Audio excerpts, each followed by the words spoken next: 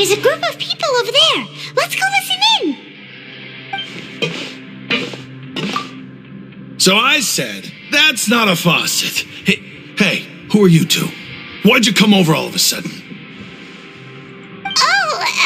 Sorry for eavesdropping. Sounds like you were talking about something private. What's the matter? They're just looking to join in on our fun, that's all. Hey, don't pretend like it's okay for them to just interrupt us like that. Fine. You're lucky we don't mind extroverts that much. You hear that, Quisto? What nice! Your expressions tell me you're looking to hear some juicy info, am I right? But before that, it just so happens that I know you two. Really? Are we that famous? You're kidding. How often does anyone get a personal tour led by His Grace himself? Practically everyone was talking about it. Word has it that you also caused quite the kerfuffle. A little mistake, huh? I like the way you put it. You see, people with a good attitude can join our group anytime, unlike some of the others here. Your group? I'm Quisto, and this is Lavaroon. People usually call us the Bombshell Bros, but don't worry, we're not playing with bombs or anything. It's just that our information is always so explosive, and we blow minds on the regular. So, you two really like to gossip? Whew, you sure know how to embellish. No, you don't get it. Knowing intelligence will make things better for you here. For example, knowing who's working with whom, who has the latest rumors, who's not getting along. Wouldn't you like to know all that? Whoa, all this info's worth something, you know? You should prove you're worthy of it. I don't mind him. Quisto's always this way. Just play nice and say something to massage his ego. The welfare meals. Talk about the welfare meals. Right. That meal we had yesterday was super delicious. Paimon can still taste it whenever she closes her eyes. Is that so? To tell you the truth, I've been helping out with making those welfare meals. I've been working as a kitchen assistant for about a month and a half now. Oh, so you're the one who made those delicious steaks. Amazing. You could be a professional chef. You are correct. I am a true professional. In fact, I even went to culinary school. But enough about that. Since you like my cooking, I guess that means we share similar tastes. Listen carefully. This little bombshell will help you learn what's really going on here in the fortress. Listen, kids. The power structure within the fortress is quite complicated. The overworlders couldn't care less about us down here. We're basically dogs to them. You've already met the one person here you should never cross, the Duke, Risley. He knows more than you think. And if he doesn't care about something, then he often doesn't bother dealing with it. Those who have the Duke's attention get all kinds of special perks, even better treatment in the infirmary. I know who you mean. It's that Jurier character, right? I don't think there's anything useful about him at all. Why does he visit the infirmary practically every day? Is it normal for anyone to be going in and out of there so often? If you ask me, he's just faking it to get out of work. But did you know that Jurier was a talented researcher from the Fontaine Research Institute before he came here? There's no denying that. I don't care if he was a researcher that could turn dirt into Mora. Once you're in the fortress of Meripede, you're just another inmate like everybody else. Speaking of which, the last time I saw him, he was passing by in the corridor with Lorvine. I also heard they started arguing in the library and got into a fight, right? Guess that's just how terrible of a guy he is. You mean he hit a woman? Wow, I never imagined he was that bad. But that Lorvine's also quite the odd one, you know? She's always gabbing away, got into a fight with a man, and she also got sent to the infirmary. Come to think of it, I always see her going to the sick bay every couple of days, too. Wait a second. You don't think? Do you think could it be that they're secretly meeting there to go on dates? But it's really hard to imagine. After all, I do remember seeing Lorvine beat Julia to a pulp that one time. And we might be overthinking things.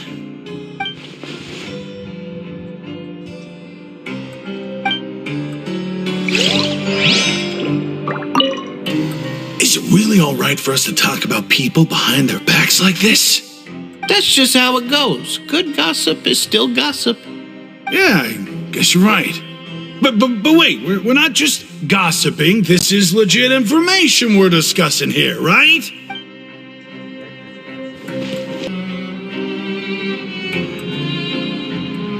Look, there are some people talking over there. Let's listen in on the conversation.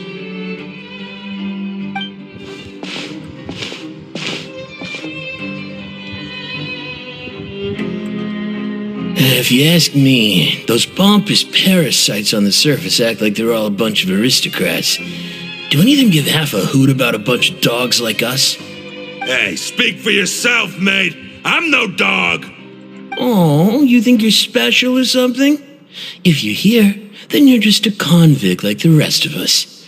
I've heard that even if you're released after serving your sentence, going back to life on the surface ain't any better. Once a criminal, always a criminal. We're marked for life. I don't buy that. Hey, how cool would it be if the whole world was destroyed by a giant flood and everyone had to start over from nothing? What kind of filthy bilgewater are you spewing? I have family up there. You best shut your sewer hole with talk like that. Listen, things ain't so great on the surface, but who says that you have to leave? I've heard that you can still stay here and work even after you've served your sentence. Not bad if you ask me. Who wants to live in the ruddy overworld anyway? And what makes you think they'd want to hire someone like you? It's one of the great mysteries of the universe, how someone as useless as you is so confident. Whoa. Sounds like they're really unhappy about the overworld. Speaking of which, Paimon never heard anyone use the words overworld or underworld when we were living up there. Is it only something the inmates down here say? That's true.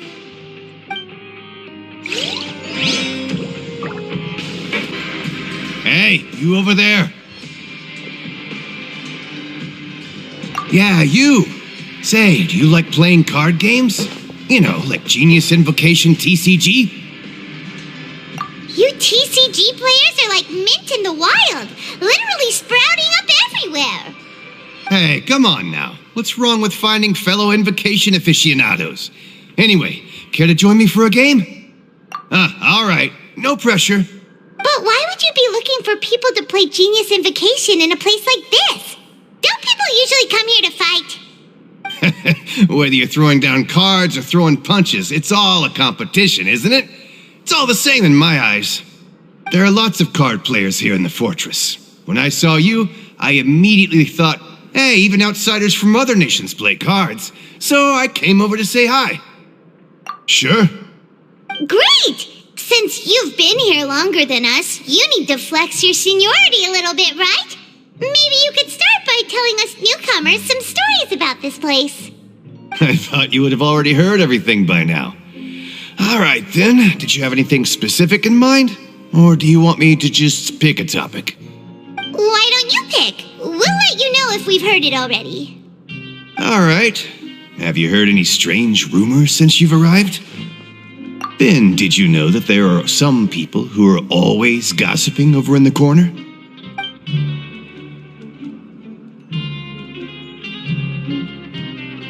There are two guys who are always skulking around in the corners of corridors gossiping. The bigger guy is Quisto, and the skinny one is Lavaroon. People call them the Bombshell Bros. I never really found their gossip very mind-blowing. And it's pretty much just the same stuff that I hear about when I'm at work every day. If you're interested, you can go talk with them. They tend to talk a lot of nonsense, but they aren't exactly bad. Good to know. Do you have anything else to tell us?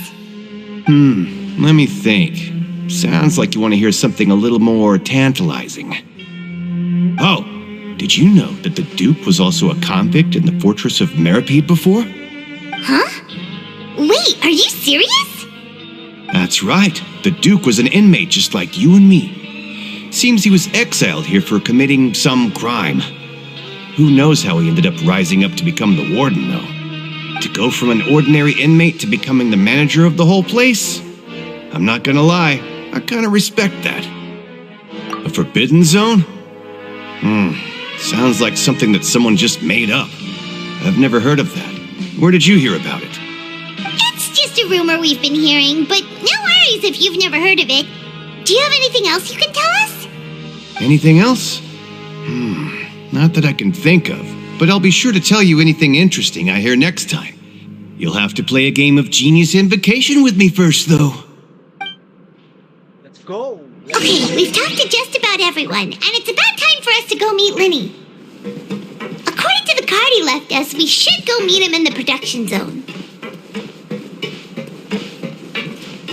See you later. Hey, let's play a game if you ever have time.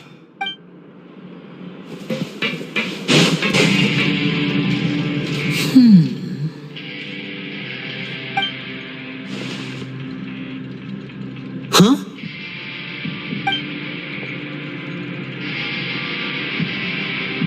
That look in your eyes. You found something? Hey, this is no time to be modest. Just tell him we found a boatload of information. Oh, as expected of the legendary duo, you have my full and undivided attention.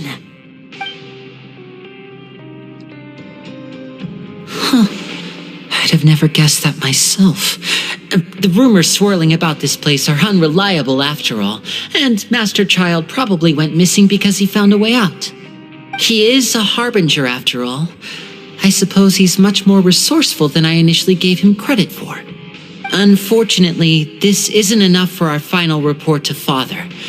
We need to find out Master Child's exact whereabouts. Father told me that even though Master Child said he was just coming to Fontaine for a vacation, he actually had some personal reasons. His agenda might be linked to his disappearance. His escape route is already flooded, so we'll have to task someone with professional diving skills to chase after him. Well, when you put it that way, it's obvious that only Fremine would be up to the task. Bingo! Is he around? He's working today. Coming here as a group would have attracted too much attention. I'll talk to him about it later. No need to thank me. This was always a part of our mission after all. Honestly, I'm far more impressed by you guys managing to collect all this information right under Risley's watchful eyes. Collecting information has always been our strong point. Now, let me think. To find out more information, Fremine will have to retrace Master Child's original route. And if he's to do that, he'll have to set out on the next pipe cleaning day at the earliest. That's 6 days from now. And after that, he'll probably take another 2 or 3 days to return. You can even estimate how long it'll take for him to get back? We've been working together for a long time. We know each other's capabilities like the backs of our hands. Traveler, what say you to meeting here 9 days from now? We'll be able to pick up Fremine while we're at it, too. Oh, and there's just one last thing we'd like your help with. Though we can just sit back and wait for Fremine's report on Master Child's whereabouts, we still need to make more progress on the investigation of the Forbidden Zone.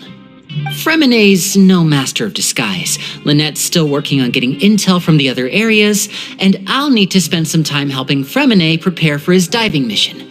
So, you are the only ones we can count on. What do you want us to do? Will it be hard? Well, I won't call it easy per se, but I think you'll be able to pull it off. Listen carefully.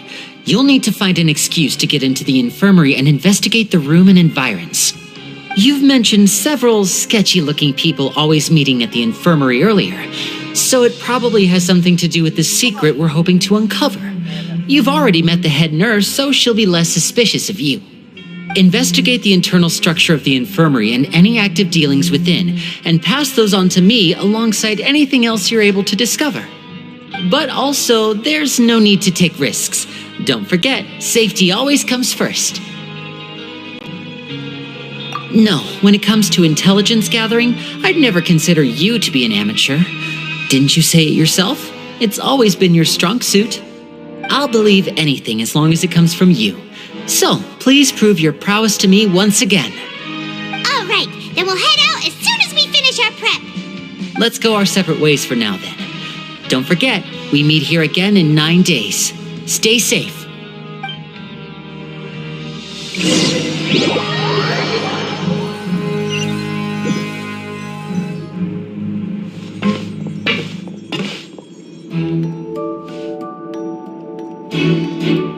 Hey, stay here for now. Paimon will take a peek. There seem to be several people inside.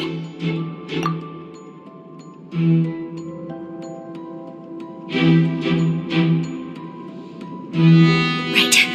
I feel like we still... It's not impossible.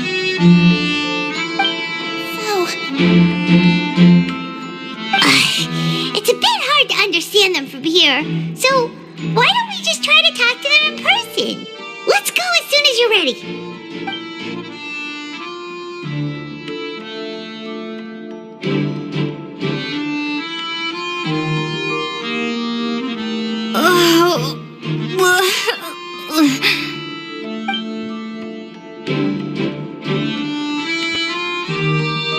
Someone, please help! She's sick!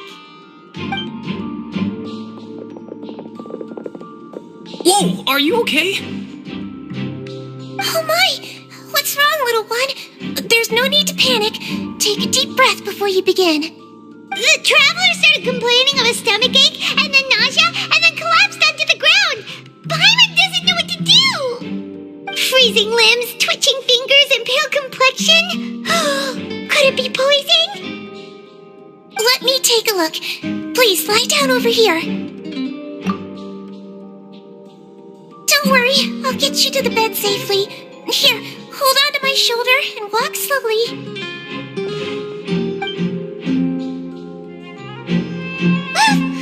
You can do it, Traveler! Don't apologize. You're sick after all. Now, please relax. I'm just going to do a preliminary checkup on you.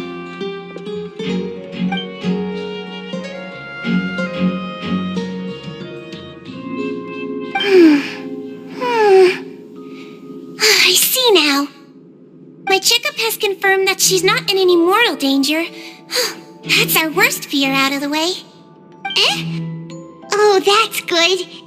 But I'll continue my diagnosis of the patient now. Please relax and take a deep breath.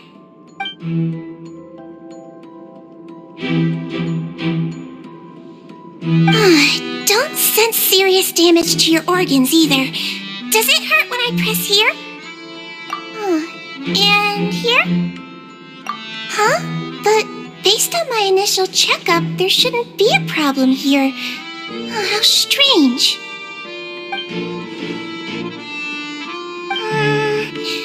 What about here? Does this hurt? Oh, I understand. So that's what it is. I think you just ate something that disagreed with you. That's all. Nothing too serious. Outside of a pretty bad stomachache when it decides to act up. So that's what it is. Thank goodness it's not anything more serious. And there have been other inmates complaining about the food recently.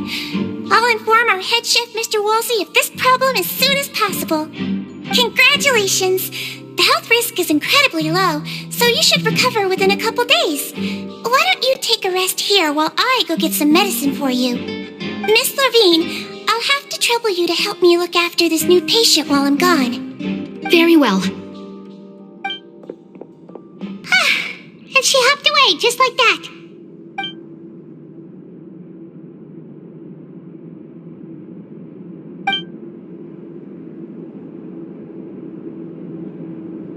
Hello. So how are you feeling now?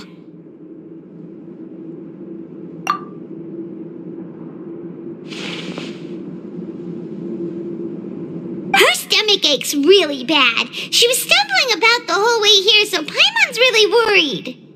If Miss Sijuin says it's not a serious problem, then there's no need to worry. She's the best medic we've got down here. But it also looks like she's the only medic you've got down here. Well, that's true. What do you mean, that's true? That's really misrepresenting the situation. Of course I can't speak for the whole fortress, but it's not like everyone imprisoned here is useless, you know? Though they may have committed crimes and gotten locked up here as a result, they still know a thing or two about medicine, and they help Miss Sijuin take care of the sick and injured. Yeah, you're right. But did you have to lecture me about it in front of another patient? Aren't you a patient too? Where did all your energy come from? That's correct. Sorry, I got a bit ahead of myself. Are you two also sick? We've been sick a while. I come back every once in a while for checkups and to pick up the medicines Miss Sijuin prescribes for us. That's just the nature of chronic illnesses. As for her, you could say she fancies herself as Miss Sijuin's capable helper because she learned a bit of medical knowledge ages ago. Please watch your mouth, Mr. Jurier. Don't forget that you are the primary reason I have frequent heart palpitations. Hey, don't start arguing now. Please, keep it civil at least.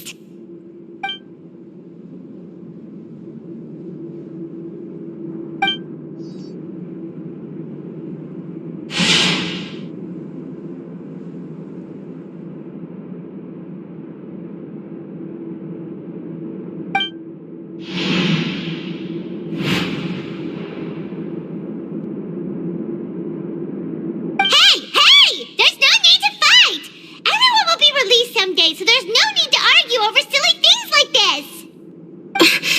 But... Release. It's way too early for us to even think about that.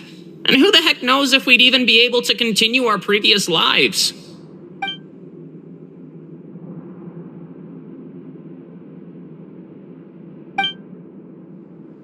Please allow me to end this boring and useless conversation. Oh, and Mr. Jurier, I don't want to see your face here again anytime soon. And same to you, Miss Lorvine.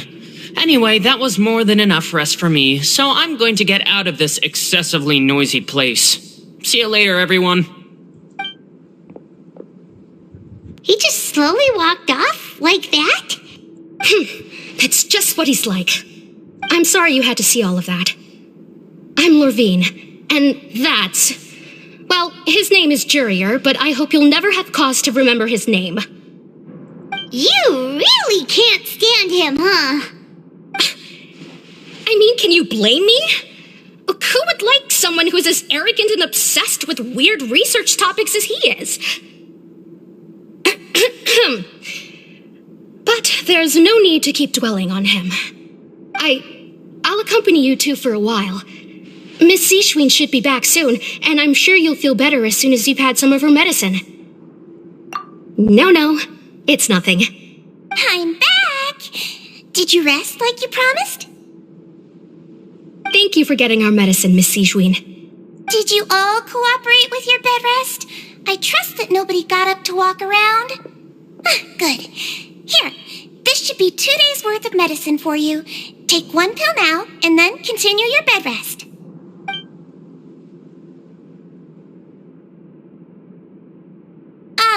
Miss Lorvine, I left in a bit of a hurry just now. Do you still remember if we discussed the color of the pill that you should be taking today? I remember. You said it should be yellow.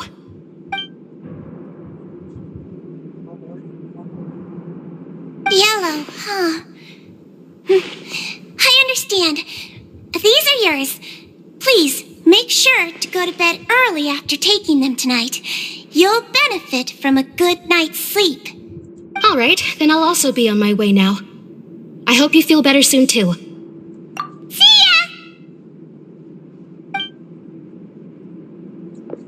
I'm going to fill out your medical record now. You're widely known as the Traveler, right? I just want to double-check a few details, if that's all right with you. Those two made quite the commotion just now, so why don't we let the Traveler rest? Paimon can answer the questions instead. So her primary symptoms are abdominal pain with secondary symptoms of nausea. Is there anything else? That's it. All right then. Is there anything we should know besides to take the meds? No, her base constitution is quite good, so I'm sure she'll recover quite quickly after taking the medicine. Please, make sure to stick to bland or less stimulating foods, and don't stay up too late at night. Got it! Paimon will hold the traveler to that for sure.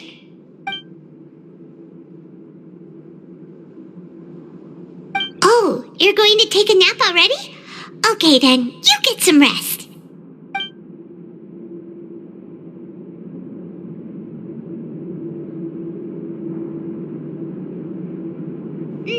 We've been to lots of places together.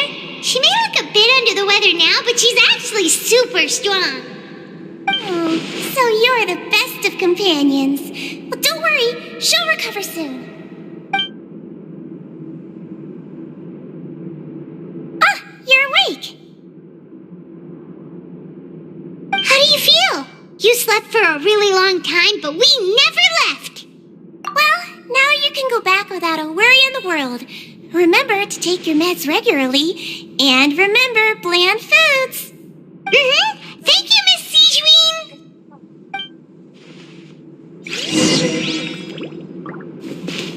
Seems like a lot of people have been coming down with an upset stomach lately. I'll need to address that.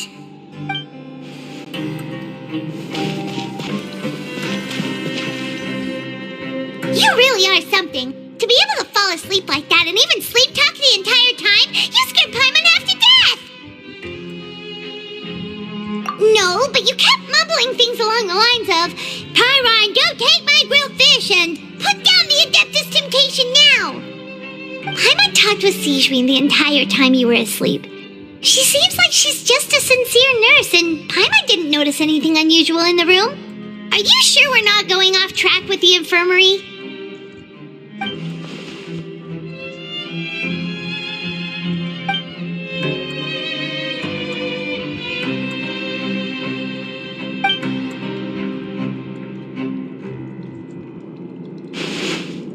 Whoa! You really are super thorough! All those tiny little suspicious things that Paimon didn't even pick up on! We've got to give the info to Linny!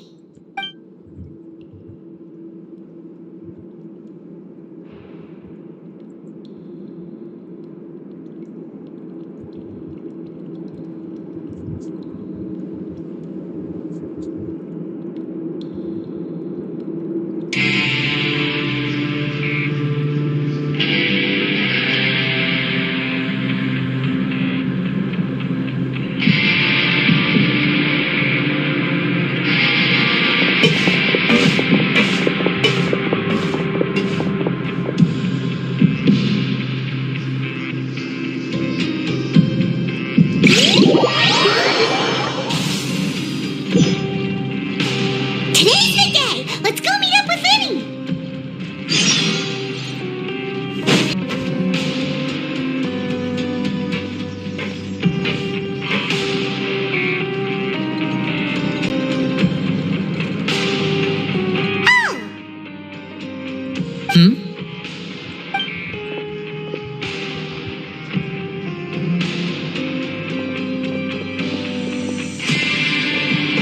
Did you two run into any trouble over the past few days? No, we just worked our shifts according to the schedule. Nothing weird happened. That's good. That means you didn't raise any suspicions when you infiltrated the infirmary. We've taken a look at the slip you've sent. Fremine successfully left the grounds via the pipes 2 days ago, and as of last night, Lynette has also infiltrated the infirmary after faking an illness. Wait, why is she getting involved as well? You already went above and beyond when you scoped out the infirmary. To put it more bluntly, even if we were to view that as something you did in exchange for Fremine's help, you've already done more than enough. Infiltrating a guarded stronghold is a different kind of job from a one-off investigation. We want to avoid using the same faces over and over and reduce the amount of suspicion that will fall on any given person. Lynette also felt like you have already taken the first step for us, so she should be the one to finish the job. So that's what Lynette thinks. Oh, Paimon hopes everything's going well for her. Then, let's go check on Lynette before Fremine returns. If everything went well, then she should be wrapping up her investigation right about now. Is now really a good time to go over? According to my observations, Sigewinne always spends around half an hour away from the infirmary right before lunch. Lynette knows this as well, so this should be a good time to meet up with her. Also, I'm her brother, remember? It's only natural for an older brother to care about his younger sister's well-being. Okay, then let's head over right away.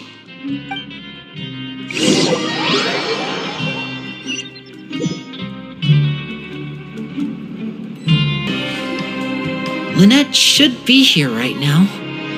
Huh. Strange. Lynette? As expected, Sigewinne isn't here, but why isn't Lynette here? No, Lynette rarely deviates from the plan. We agreed that if she were to make changes on the fly, she'd find a way to let me know. Unless... Let's see if there are any clues around here. We can look while we wait for her. Who knows? Maybe she'll be back soon. Okay.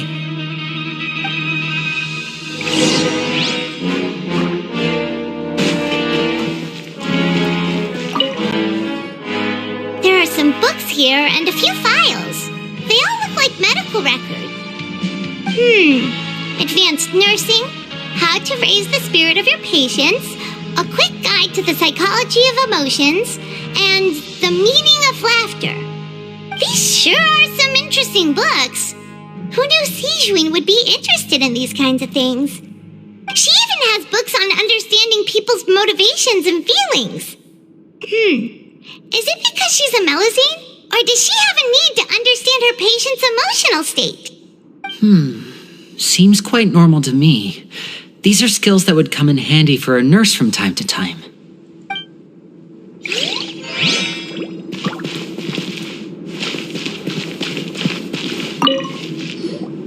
None of the beds have any signs of having been slept in, except that one over there.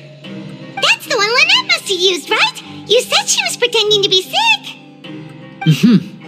She would have said her migraine was having a particularly bad flare-up. Generally speaking, the head nurse would then ask her to lie down and rest while she left to retrieve the medication. Which means either the head nurse didn't return the entire time from when Lynette laid down up until she left the bed, or the nurse intentionally left it this way.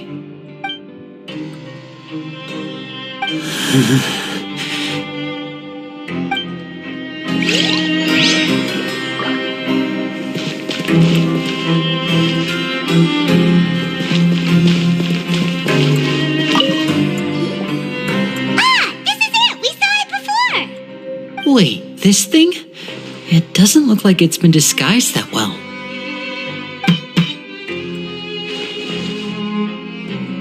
The space behind it is empty. From its size, I don't think it's an entrance that is meant to be taken apart. There's probably a mechanism around here somewhere. Could Lynette have tried to get inside? But if that's the case, she would have contacted me for sure. Let's look around here for some more clues. Don't panic, just take another look.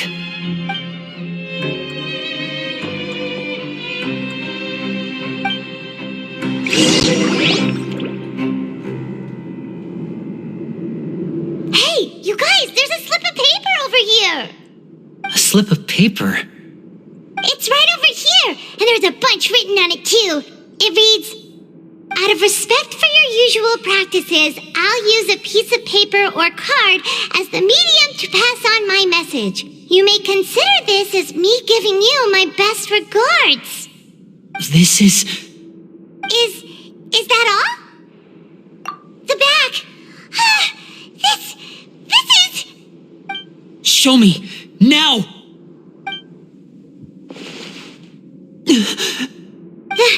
That look on your face. Paimon's reading it now. Would you care to guess where Miss Lynette of the Fatui could be right now? No. Could she have... Is she already... Wriothesley. Did he deliberately leave the infirmary unguarded to use it as bait? Wait, you mean he was aware of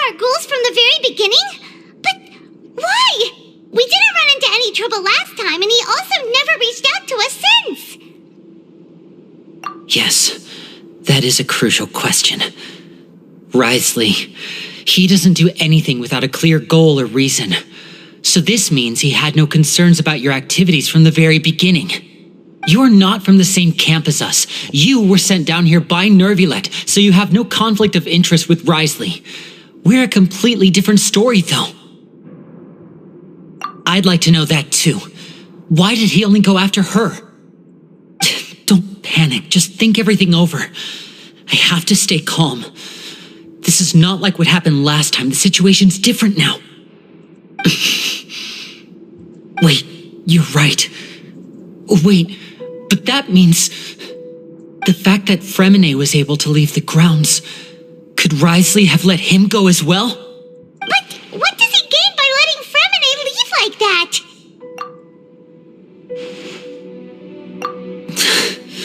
So he's challenging me and trying to provoke me, I'm sure of it. We never should have sent out Fremine. We had to go through all that trouble to find an opening to sneak him around the guards and into the pipe, and we even thought luck was on our side. If Risley let him leave on purpose, then he's probably in a terrible spot now as well. Lenny's getting more and more panicked. We have to calm him down. Lenny, calm down. Don't be like this, Lenny. Fremine wouldn't have left if we hadn't told you about Child. That was our fault. No, I'm the leader of this operation, and I'm the one responsible for this team. I was the one who failed to protect them. I'll go talk to Risley. Hey, don't be reckless! Traveler, please talk some sense into him. I simply cannot allow Lynette to be abducted again. I have to go. I'll find a way to get them back. He's rushed out the door! After him!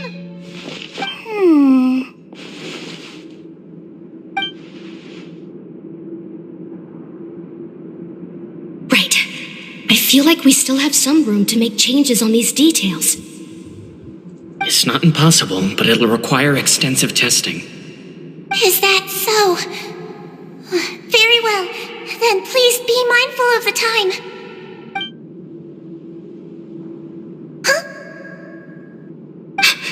Is someone? Pack everything up. Whoever's outside is eavesdropping. They'll probably come in once we stop talking. Someone! Please help! She's sick!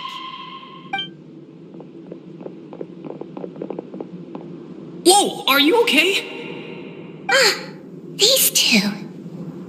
As expected, they've already found this place. Oh, they are quite sharp. What a delightful turn of events. I like smart people, but I also like playing dumb. I like the feeling of being trusted. Oh my! What's wrong, little one? There's no need to panic. Take a deep breath before you begin. Being able to read human expressions is quite the useful skill. Wait! Wait! It's no use. We have to catch up to him.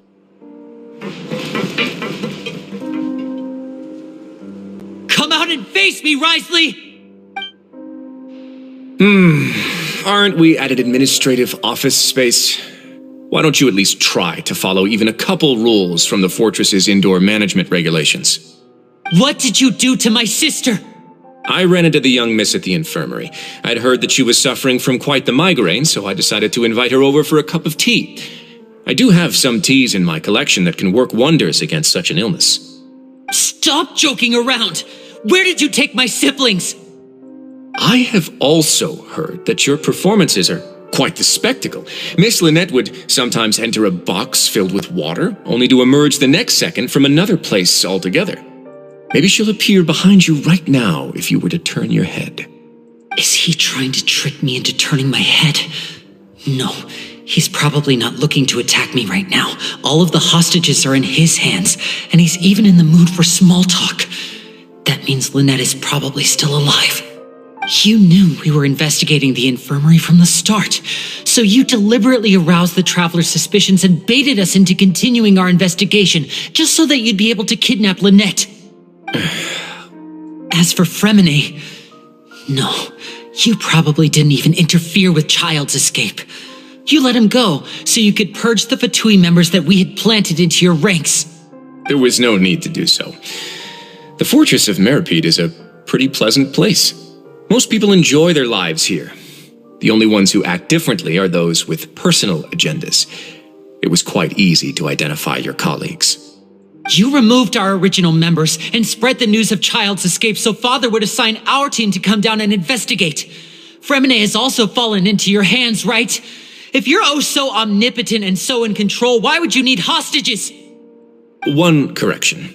Lynette is in my hands right now, but Fremine is not. He's not? What do you really want? Lenny! Oh, wonderful. Everyone is here, so I'll only need to say this once. Thank you so much for cooperating with me. Eager and to the point, I see. Alas, only Miss Lynette is currently having a cup of the fortress's finest tea. Although, as per your original plan, Mr. Fremine should also have returned to the fortress by now. But he has neither shown up within my gates, nor has he been taken into any kind of custody. So where do you think he may be right now? Wait, you can't mean you locked him outside in the sea? I closed the fortress's gate to the outside world. That's all. Fremine's a star diver, so he should be fine, right? No, we're still here, so he definitely tried to find a way to come back for us. So we can't assume he might have made a break for the surface. But why would I do this, you may be asking? To have an audience with you, of course. My intel tells me that Mr. Linney is a great magician, so it's only natural for me to want to have some cards of my own when it comes to negotiating. Besides, I do recall you mentioning to Miss Lynette that you've always wanted to have a face-to-face meeting with the Lord of the Fortress of Meripede, regardless of whether it was in a personal or a professional capacity. Well, you got your wish. So, you've been keeping tabs on us before we even set foot in the fortress. Some of my folks just happened to hear a thing or two, that's all. In any case, I will be straight with you. I was willing to play dumb and turn a blind eye, so we had a pleasant few days playing games together here. But once you started focusing on the Forbidden Zone, all of that changed. Mr. Linney, the cards are stacked against you right now. Miss Lynette is in my hands, and Mr. Fremine is still slowly being pickled out there in the brine. You know just as well as I that he cannot last out there forever. You need do but one thing to guarantee their safety. I would like you to contact your superior, and ideally invite her over for a cup of tea with me. You want to see Father? But why should she bother giving you an audience? Well, if she cares for the well-being of her dearest children, she should have plenty of motivation to join me for a parents' evening. I've heard that the bonds between the members of the House of the Hearth are like the bonds of family. I don't see why she would refuse. Why did you think Father sent us to handle the Fortress of Meripede? This place is basically a no-man's land. It wouldn't be fitting for anyone as important as a harbinger like Father to come here in person. Oh, I see. So it's because she doesn't care for my place here. That's such a shame. After all, I've amassed quite the tea collection. I was looking forward to sharing it with her. Both Monsieur Neuvillette and Lady Farina have already received many samples as gifts. Was this the extent of your master plan to get to Father? No matter how much pressure you may put on me, I won't allow you to use us to blackmail her. You people really are difficult to get along with. All I'm asking for is a face-to-face conversation. Does she truly have no interest in the fortress's secret? Mr. Linney, you have one last chance to invite your father here. If you refuse... Lenny! Instead of asking why I'm doing this, why don't you try to see things from my perspective for a second? From the very beginning, the Fatui has been actively infiltrating my fortress. I gave you a warning by cutting off the first few operatives I found, but that only caused you to double down. Had you given up on the fortress then and there, I'd have no reason to want to talk. Mr. Fremine left the fortress on his own, and Miss Lynette tried to pry out my secrets right in front of me. No matter how you look at it, The responsibility for this falls on you. I shouldn't ask Father to do anything because of us. 6. Wait, 2. 1. Time's up. It really is a shame, Mr. Linney. Risley! Negotiations have broken down. Please leave, ladies and gentlemen. It's time for my afternoon tea.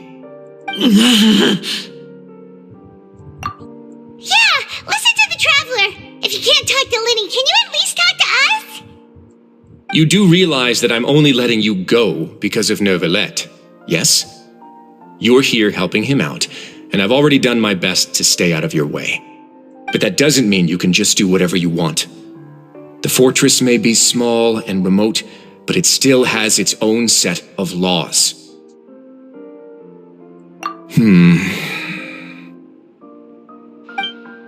Then how about this? Those who are capable deserve respect. You've spent quite some time investigating my home turf by now, so why don't you tell me a thing or two about what you found, I'll ask you 3 questions. Answer all of them correctly, and I'll agree to your request. Question 1. Regarding the hidden rules of the production zone, what is the truth behind the one about not being allowed to work for 3 days in a row?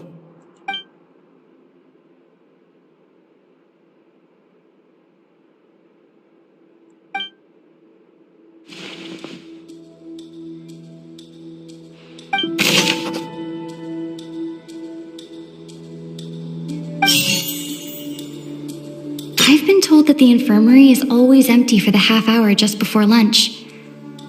But what could Sijuin be doing during that time? The Fonta promoter has been struggling because he doesn't recognize the real value of coupons. Meanwhile, the Duke believes that only idiots who don't understand the value of coupons would spend them on Fonta. We often see Miss Sijuin observing the prisoners at work near the production zone. It seems like she can perceive the general state of a person's health just by looking at them. Fonta's internal reports suggest that they're starting a new trial of an unnamed and unpackaged product. But the product has to undergo a trial because even Fonta's own employees have a lot of reservations about it. The research note said that the Melusine race perceives the world very differently from humans. Because of that, the Melusines have also developed a sense of aesthetics that appear rather strange and alien to humans. According to Collins, the Pancration tournament only took place because the Fonta company sponsored it. The company must want a return on their investment as well.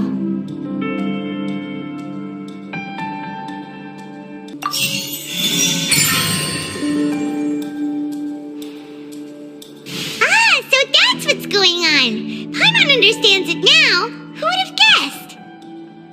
The hidden rule of the production zone. People are not supposed to work 3 days in a row, and if they do, they'll get strange meat in their welfare meal.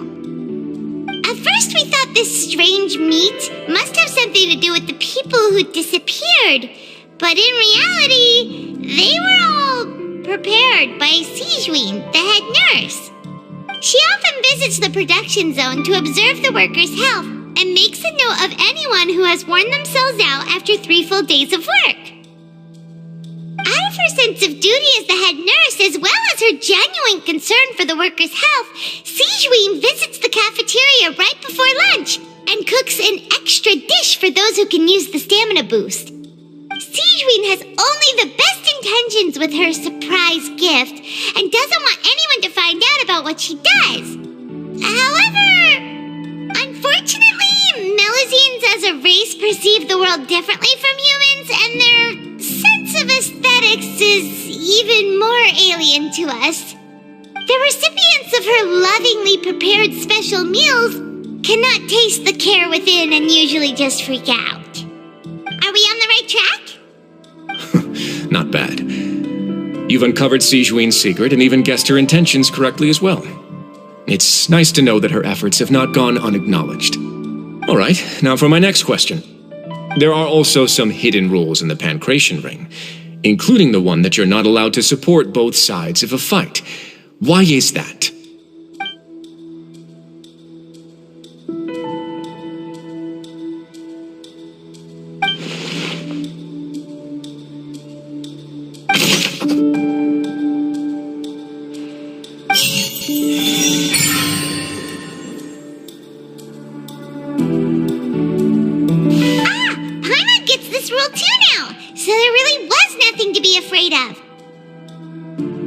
hidden rule of the pancreation ring is about how, people are not supposed to bet on both boxers at the same time.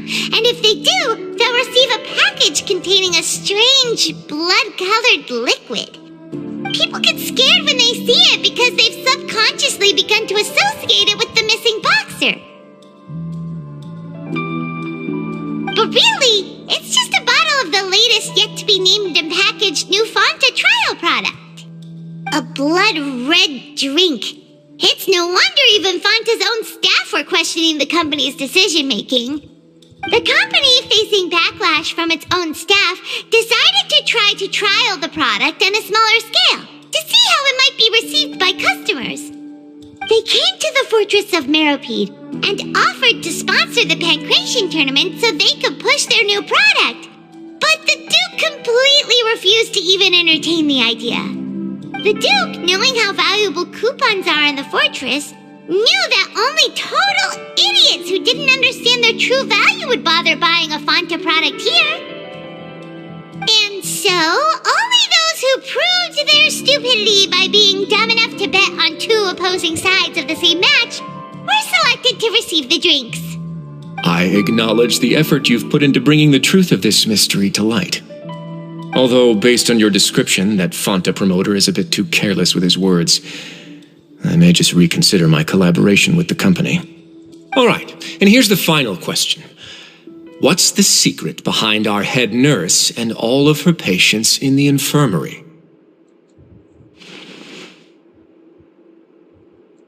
Stop your cruel and pointless games, Risley! You know that we haven't finished our investigation, so there's no way we can answer the last question. The thought of sparing Lynette and Fremine never even crossed your mind. You'll pay for this!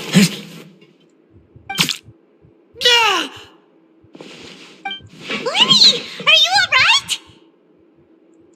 Oh, close one. I owe you, Sigewinne. That was a fantastic shot. It was nothing, Your Grace. Sigewinne, though this gun may look like a toy, it's actually fully functional, as I just demonstrated. Sigewinne... You... Not at all.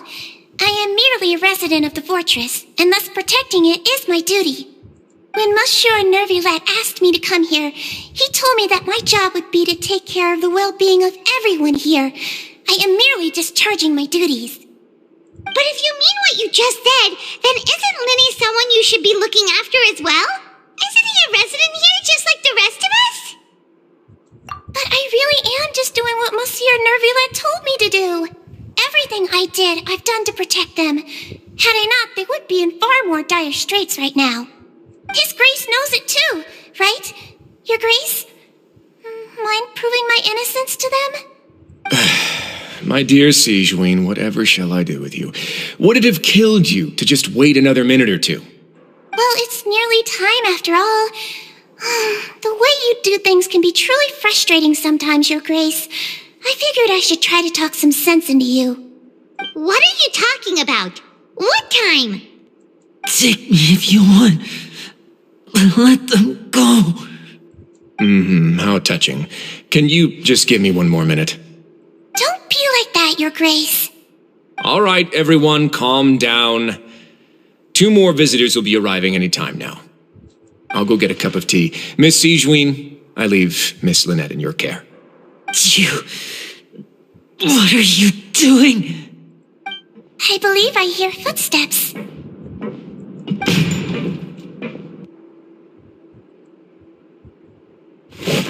Some space, please.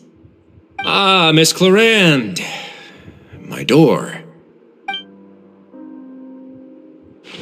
Fremine. Fremine. What's going on? What is Clarande doing here?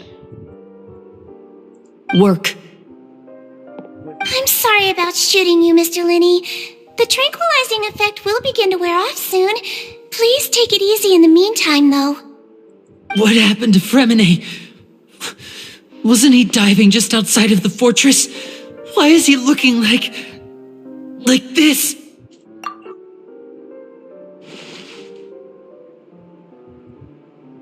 flushed face, an accelerated pulse. He must have consumed primordial seawater.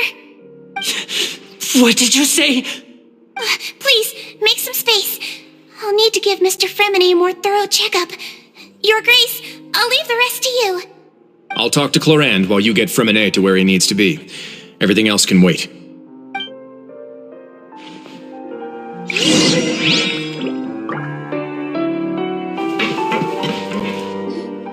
What's that look on your face? I thought I made good time on the way back. Oh, I'm just admiring your punctuality.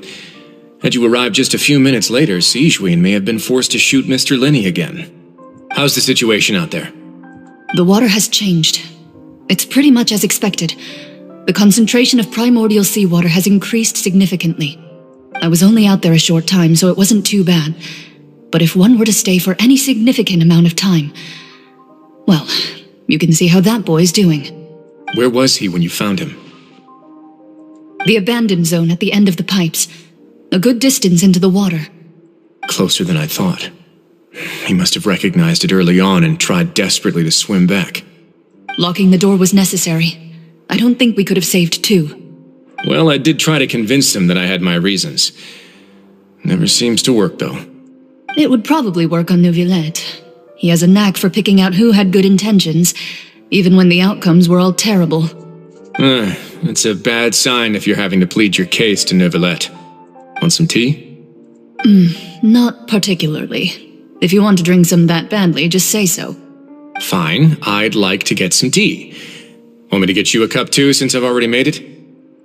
Might as well then, I suppose. Actually, do you have a towel? I would like to dry my hair.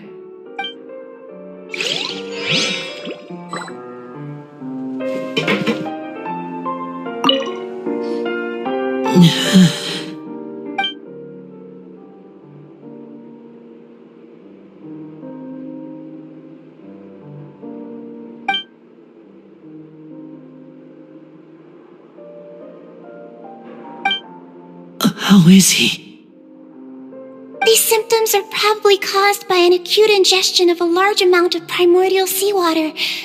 Still, his condition is not critical. Of course, it would be best if he stayed for further observation. But let's leave him here for now and move him to the infirmary once he's recovered a bit more. Sorry. I am aware that the infirmary may not be your favorite place in the world at the moment. We do only have a single clinic in the fortress, however. Why would he ingest a large amount of primordial seawater after leaving the fortress? How could that possibly happen?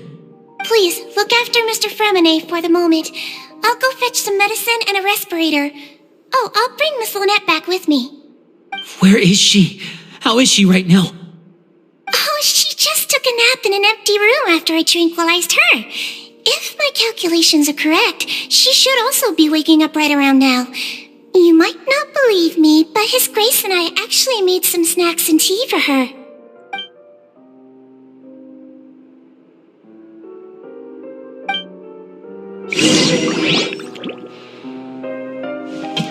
Linny, are you okay? I'll be fine. They're all here now. Don't worry about me. Are you sure? You don't look all right. My hands and feet are still a bit weak, but that's probably just the residual effects of the tranquilizer shot. I'm back, everyone. Lenny! Oh, Traveler, Paimon, you're here too. Fremine? Is he... He'll be fine. But for now, please help me lift him up.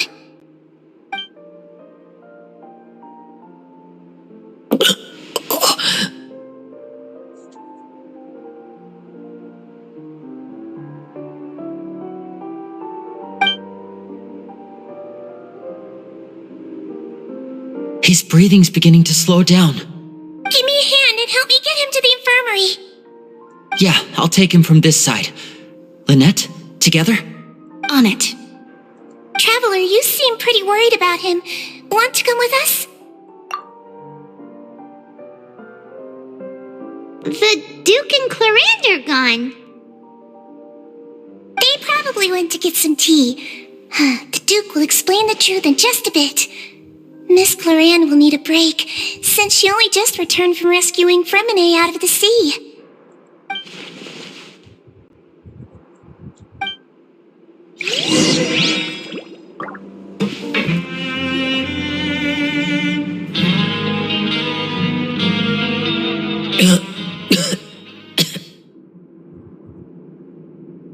He's awake! Fremine, how do you feel? Lenny. Lynette. We're all here. Where am I? The infirmary, at the Fortress of Meripede, Mr. Fremine, and you are no longer in any danger. How do you feel? Don't push yourself if you're not feeling up to it. Traveler. Paimon. It's been so long. The sea. There's something wrong with the seawater. Shh, it's okay. We can talk about it after you've recovered. No, listen to me. This is really serious. There's primordial seawater mixed into the regular seawater. I don't know why it's there, but no one should touch it. Pipes. Right, the pipes. It's all coming back to me now.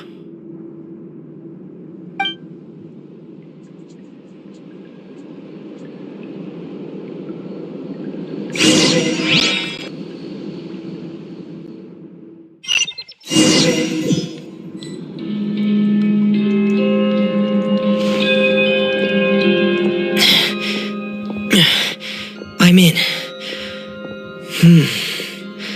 Seems like this pipe hasn't been used in a long time. It looks abandoned.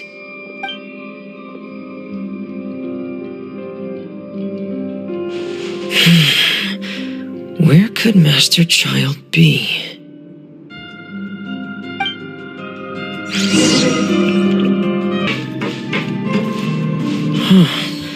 This mechanism looks like it's been tampered with. Could he have done it?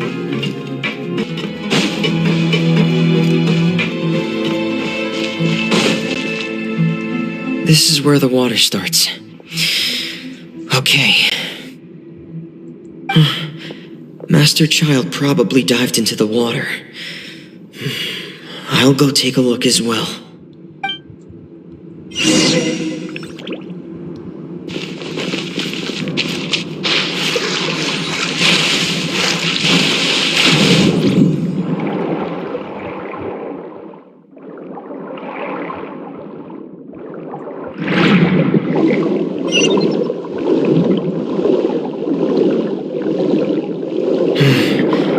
The vegetation here is a bit more sparse. These traces aren't natural. A person must have left them, and recently. I should be going in the right direction. There are traces here too. I need to keep going.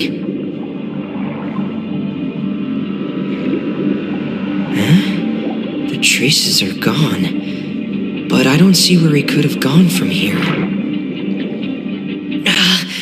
Wait, what the?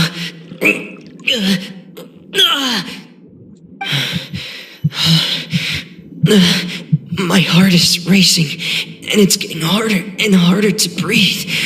What's going on? No good. I have to get back. They still don't know anything about what's going on. If I turn back right now, I should still be able to make it.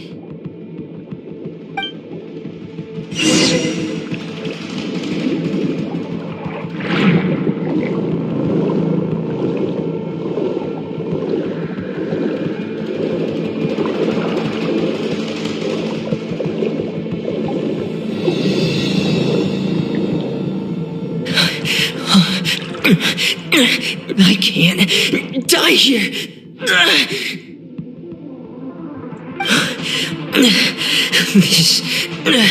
This is bad. I'm feeling worse and worse, and I'm still underwater. I have to push on.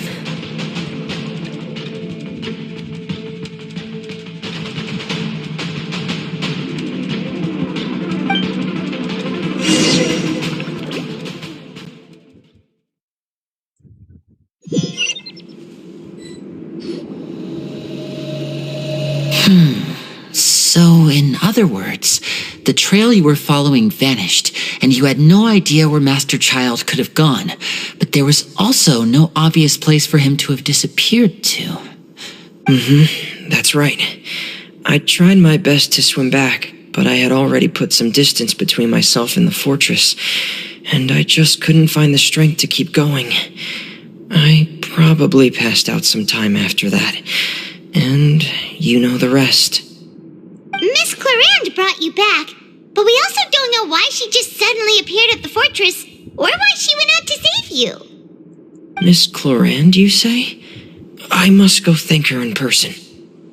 You're still too weak for Monet. You can go after you've had some more rest. Miss Lynette is right. I believe Miss Clarande will stay here as a guest for another few days, so there's no need to hurry. A guest? Then I can assume Risley was the one who invited her to come down here? You should ask His Grace about that. He'll be able to explain better than me. Yeah, it's about time he actually told us what's going on. Wanna come with us, Lenny? No, please go on without me. I don't want to leave just yet. Lenny. The logical part of my brain is aware that we're safe right now, but I still can't bring myself to leave. Both of you are just in danger. Understood. Then let's just sit together for a while. In that case, I'll leave the infirmary to you. The Traveler and I are going to head out for now. As long as you stay in here, I don't think you'll be disturbed. Thank you.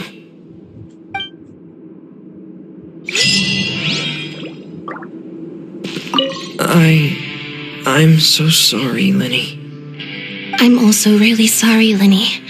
I should have been more careful. Don't say that. It was all my fault. I was the one who should have been more careful. You two were nearly... If I was stronger, maybe I would have already found Master Child. No, how can you say that? Huh? I'm sorry. What I'm hearing is, we all dropped the ball at some point during the mission, so the responsibility falls on all of us. Isn't that right? Yeah, that's right. It's on all of us. Lenny, we understand that you're worried about us, but we're worried about you as well. Please don't blame yourself. We want you to keep your spirits up. Yeah.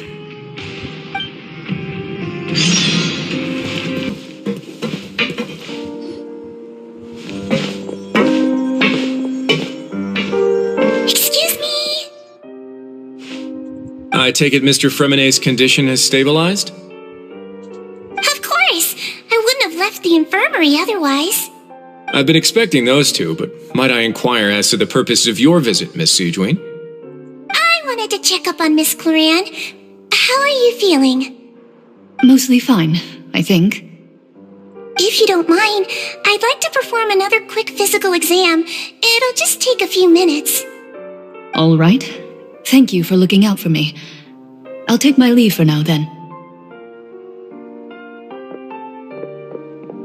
Well, want to explain yourself, Risley? Of course, but I'm not partial to the word choice of explain. How about enlighten? Where should I begin? How about you start by asking me any questions you have? You can start with whichever one you'd like to get answered the most. Then Paimon will begin. Did you know about Lenny's goals from the very beginning? No. I just knew they were Fatui operatives sent to the fortress by the Knave.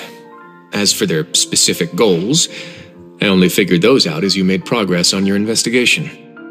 You managed to monitor and stay ahead of them even though you didn't know what they were trying to do? They came here with ulterior motives. I'm quite adept at discerning what that kind of behavior signals. Initially, I thought their goal was just to investigate Child's disappearance. Linny suggested that I had deliberately let him escape, but in truth, I didn't really do anything special to help or hinder him while he was here. Everything he did, from finding helpers to leaving this place, he did on his own. Of course, it's inevitable that the knave would make a big deal out of her fellow Harbinger's unexplained disappearance. I'm also quite curious about where that Harbinger went, so I figured I might as well let the Fatui do their own investigative work. All I care about is the answer. So you were hoping Linny's group would just do your work for you! You make it sound like that's a bad thing. Unfortunately, things didn't go as planned. I assume that Fremine has told you already the ratio of primordial seawater around the fortress of Meripede is on the rise. The Forbidden Zone has always been Linny's target, and you got roped into that investigation after running into him. I began to intervene out of concern for your safety, and also to prevent the fortress from becoming entangled in more irksome matters. Are the rumors true? That you're also a former criminal? Now, why would you put it like that? Isn't staying here all day and serving as the manager of the fortress a kind of sentence unto itself? Another form of prison? I just happen to have some support from the rest of the inmates. That's all. Oh, right! Paimon wanted to ask, who invited Clorant down here? Me, of course. I paid her good mora to come down to the fortress for some field work. As a champion duelist, Miss Clorant could be considered to be an independent party. I needed to find an exceptionally capable person to help me get through the impending crisis. And saving Fremine was part of that crisis? You can think of it like that, yes. Credit where credit is due, that boy is quite adept at diving. Had conditions not been as hostile as they were, he probably would have found the missing Harbinger already. That's not something you should be asking after. Neuvillette only asked you to investigate Child's whereabouts. All I need to prove to you is that the Forbidden Zone had nothing to do with the Harbinger's disappearance. That should be clear now that you've spoken to Fremine. But we've already uncovered that there's something wrong with the infirmary, and we've answered a bunch of questions that you threw at us. Isn't it about time that you answer our last question in return? You make a compelling case. Do you really want to know the answer that badly? Yeah, Paimon really wants to know. Even if the truth may not be pleasant? Follow me.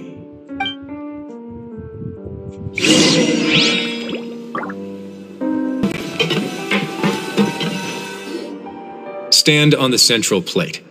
Wait, is there a secret mechanism or... Whoa!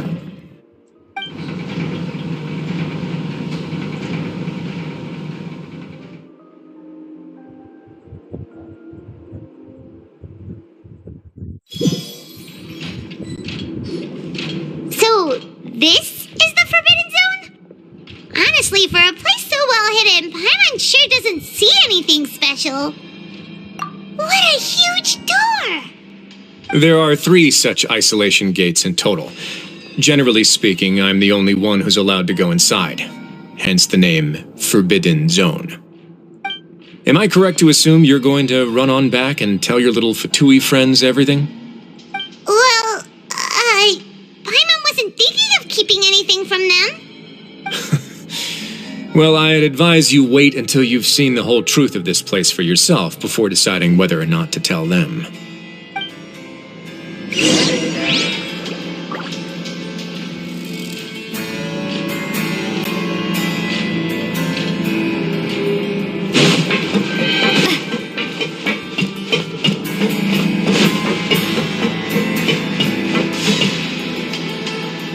Huh, so there's a switch on the side.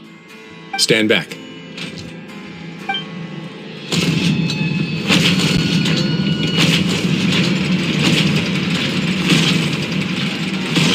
Whoa, they all just went up one by one. Go on, have a look.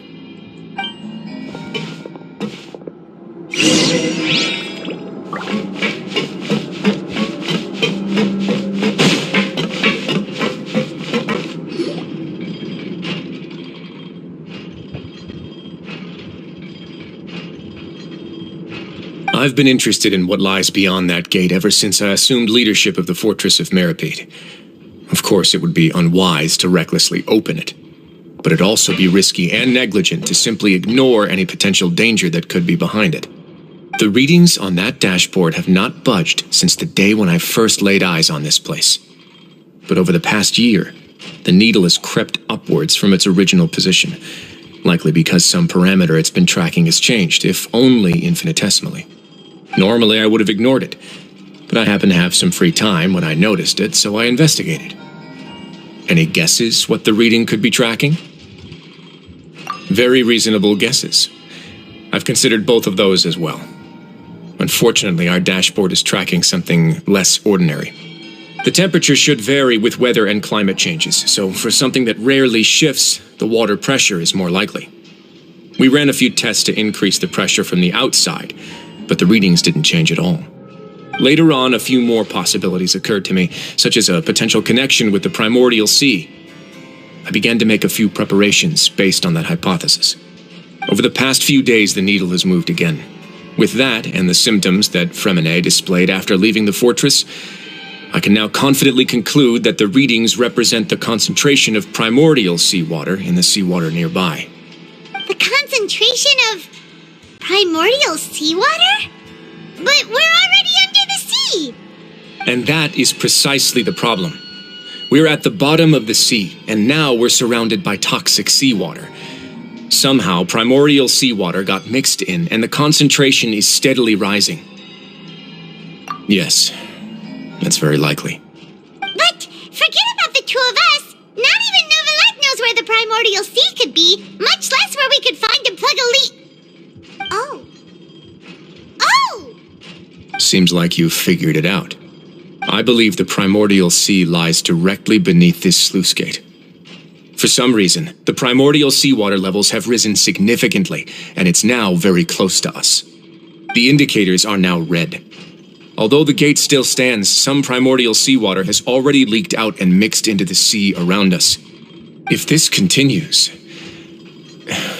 soon it will no longer be able to hold back the primordial sea at all.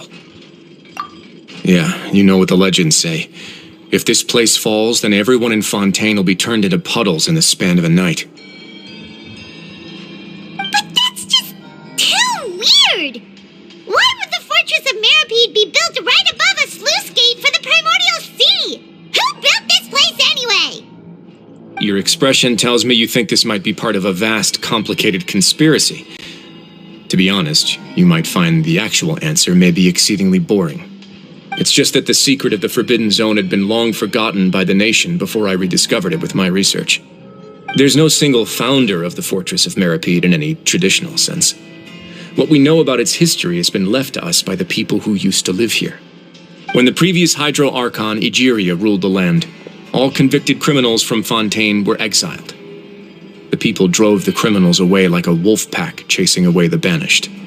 The criminals received no sympathy of any kind from the people.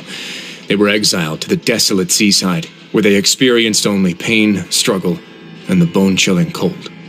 Some of them began to repent and prayed to the Hydro Archon, asking if there was still anything they could do. The Hydro Archon took pity on them and said, "You may go guard my secret, deep underneath the waves." And so, leaning on the power of the Hydro Archon, they gathered underneath the sea and began to build a fortress. They became a community down there in the deeps, and over the years helped it to grow. As the number of exiles increased, more and more people joined the community.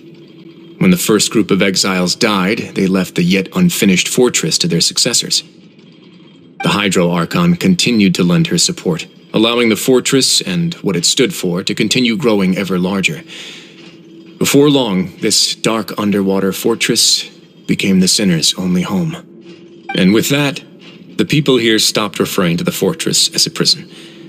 They saw themselves as repenting sinners who would regain their freedom once they had sufficiently redeemed themselves.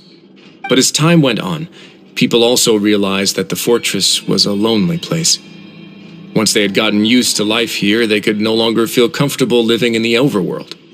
Once they had finished serving their sentences, some people left and some others chose to stay. They'd find some idle position and let their withered souls fade away with the ancient secrets of the past. After many, many centuries, Few people still remember the reason for the fortress's founding. Now they just see it as an integral pillar of Fontanian society, as the place where criminals deserve to be sent. Now and again, researchers manage to break one law or another and live out their days in the fortress. I learned all this from an elderly historian. Everyone else just thought he'd made it all up. But now you know every part of that history is true. Indeed. That's just as the prophecy says. If this gate fails, then everyone will be dissolved into the sea. To be frank, not really. But sadly, that hasn't stopped this prophecy from proving all too accurate. Prophecies are troublesome things. Just hearing one will create the first wave of panic. Seeing signs of it will bring about the second, and actually witnessing it in real time, the third. Let's go somewhere else. I want to show you something.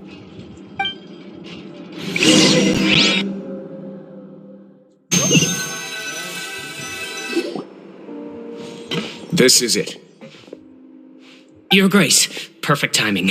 The results from our last round of experiments have... Wait, Jurier, he's not alone!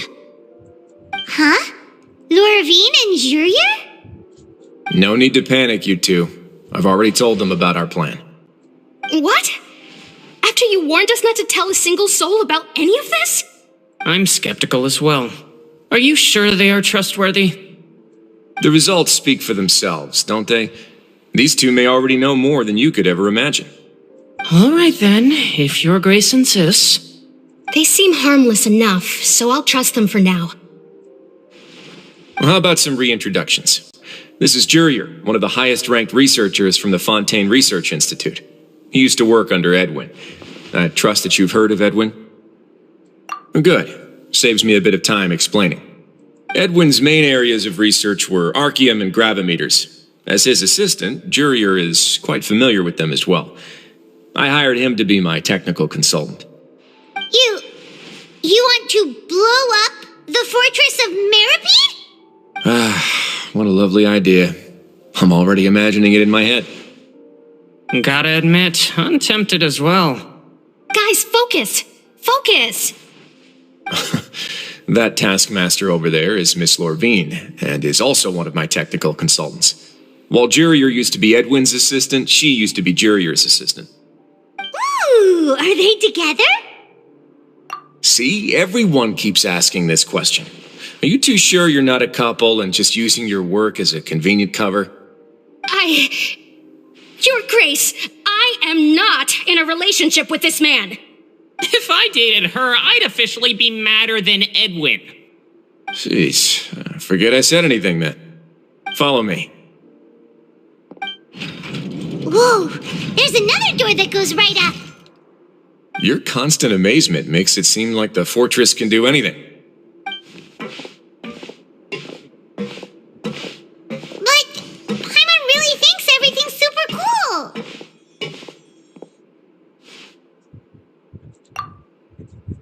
Well, let's spice it up a bit. And here you go.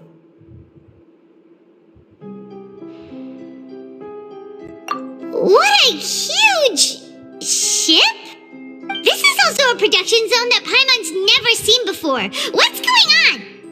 How much do you know about Fontanian history? Not much at all. Well, then maybe you haven't heard the story of ancient Lemuria.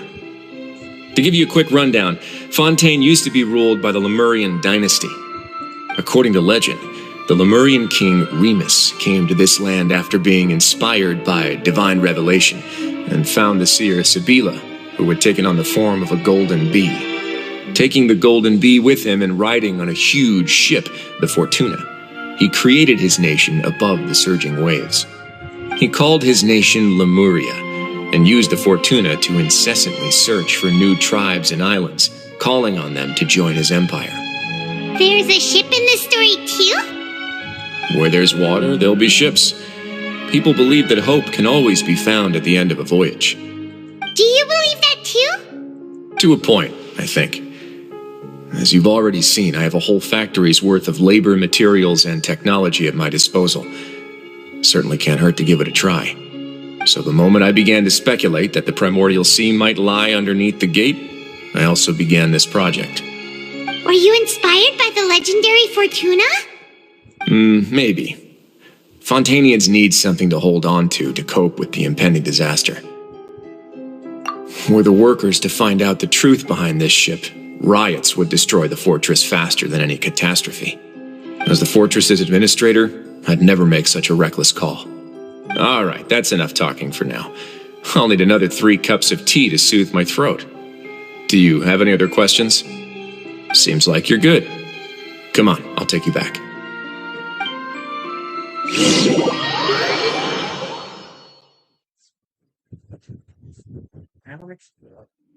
I'll leave you here for now. Oh, thank you so much. No worries. But don't forget, it's up to you whether or not you want to share what you just saw.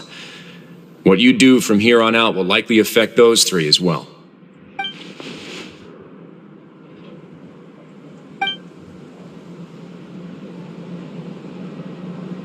Yeah, we'll put a lot of thought into it for sure. Great. I look forward to what happens next.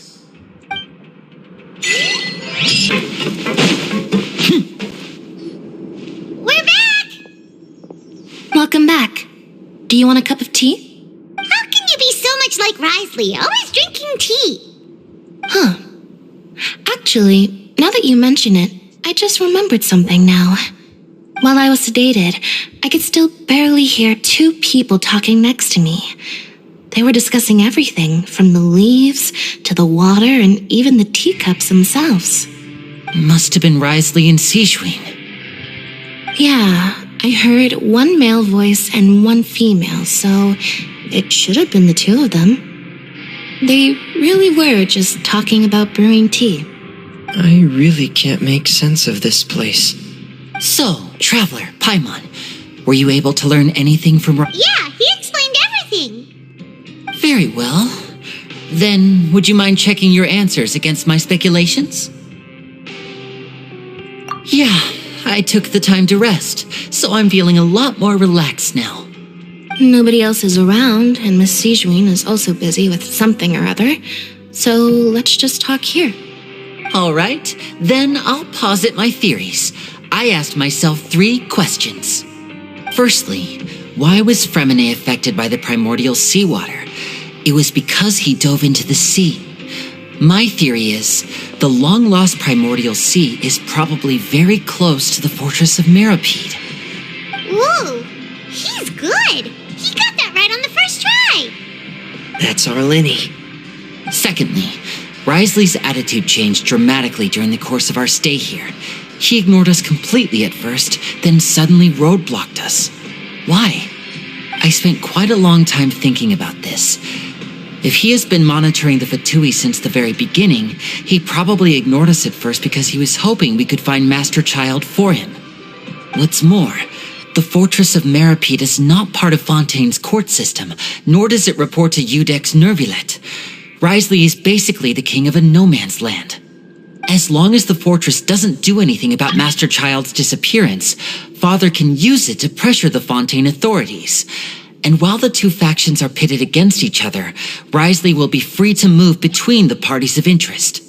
If I had to guess, he probably has something that he's working on himself. It's likely related to the secret of the infirmary, but I just can't think of what it could be.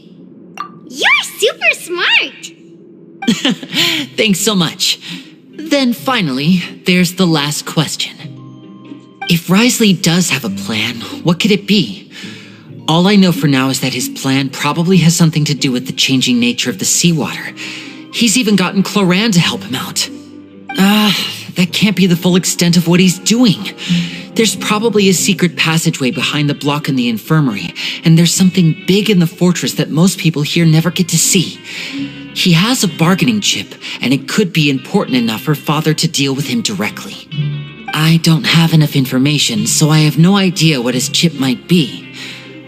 But let me guess. You have the last piece of the puzzle.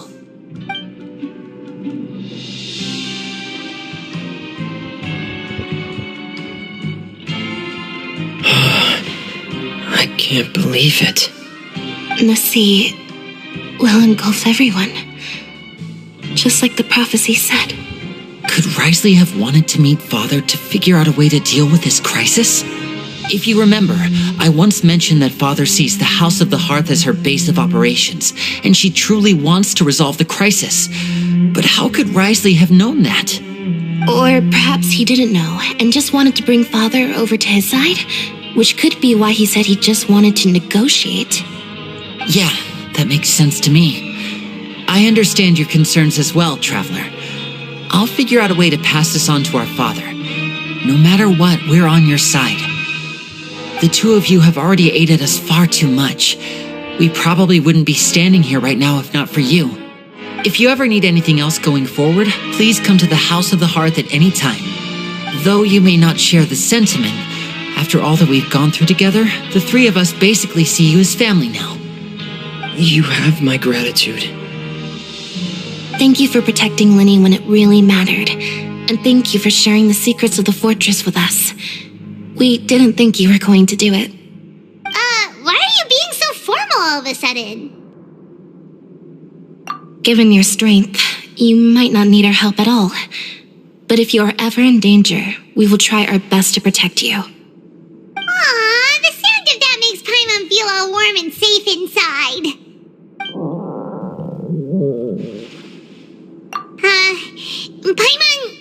Paimon's hungry. Oh, you've done so much already. Go get some food. Alright, then we'll catch you guys another time.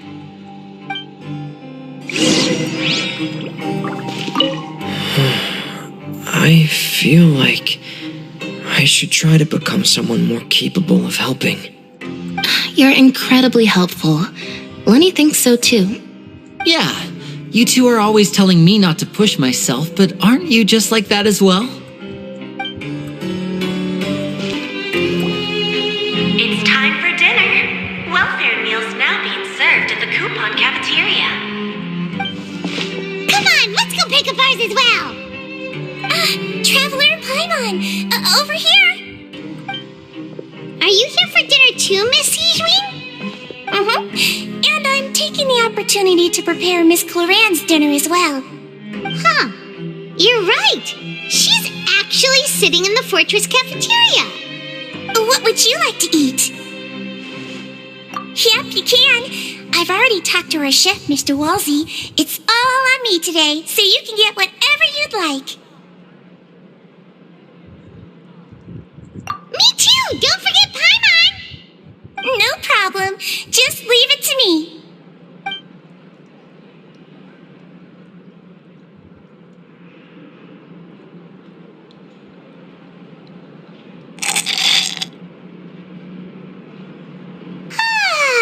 So delicious. Is this how it feels to be freeloaders? Wait a second, we did do plenty of work after all. Feeling full yet? How's the food? Delicious! I'm so glad to see you all so happy. Oh, see the expression on your face just now? The muscle here just moved, which suggests that you're feeling quite relaxed at the moment.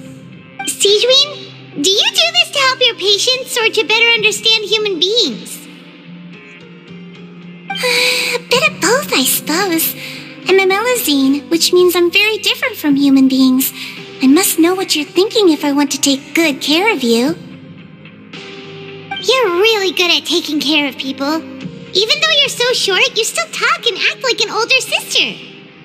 Really? You're reminded of an older sister? That's great to hear. Oh, and what did you mean back in Risley's office? When you said that you were protecting Linny and his siblings as well? Oh, that. I just asked His Grace to look out for those children, especially that diver boy. I was getting a bit worried after hearing that something was wrong with the water. Thankfully, Cloran is very strong and managed to save him in the nick of time. His Grace also sealed the pipes after Cloran left, to make sure that Linny wouldn't impulsively chase after his brother.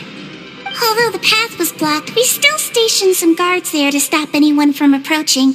They were instructed to only open the door once Miss Cloran had returned. Oh, and I was keeping an eye on Mr. Linney as well. We had to press him, but we couldn't allow him to be in any real danger. You were all super considerate and really thought everything through. It's just what we do down here at the fortress. At least this has been His Grace's style for as long as he's been the leader. Oh, I really wish Monsieur Nervula would come down here more often too. I feel like he'd like it here, with all the darkness and chaos. Get a good night's rest, you two. You both worked very hard.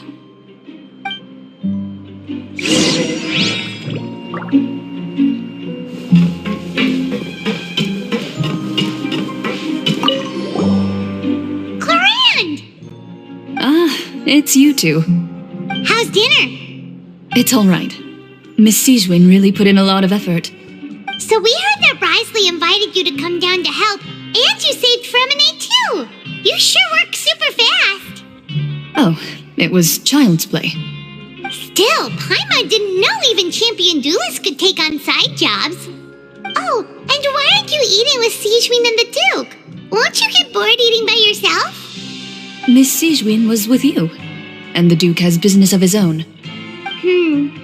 Actually, didn't Navia say that you went out for dinner with her as well? Yeah. First time in a long time. First time in a long time? So you mean you've gone out to dinner with her in the past? In the past, yes. You seem to be enjoying yourselves here. Things will be getting messy at the fortress soon. Don't run around unnecessarily.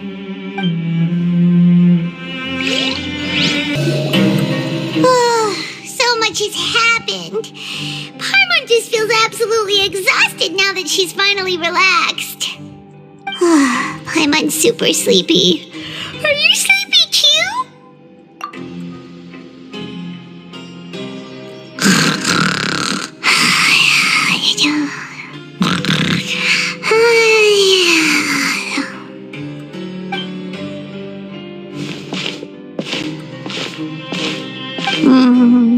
Delicious. Paimon wants seconds for free.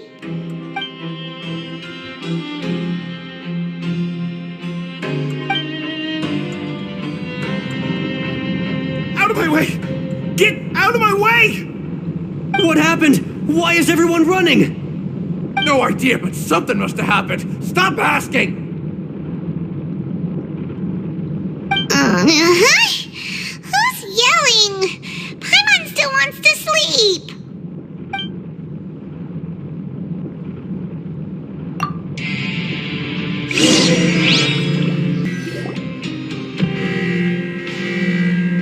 What happened? Why is everyone running around? Hey, what are you doing? No time to explain, mate. Goodbye. Hey, wait! What's wrong with these people? They won't even talk to us. They're here! There you are! Oh, thank goodness! Quisto and Laveron, do you know what happened here? We came here especially to inform you. Something seems to have gone terribly wrong just now. His Grace is telling everyone to evacuate and get out of here. Laveron was saying you two are new here and you don't have many friends, so you might slip through the cracks. Haven't you heard all the stories like that? An evacuation is successfully completed, yet you only find out once you do a head count that 1 or 2 people are missing. Wait, weren't you the one who brought that up? Why is it suddenly my idea? Hey, shut up! Okay, whatever. The point is, you should come with us. Yeah, he said to get as far away as possible, upwards and outwards.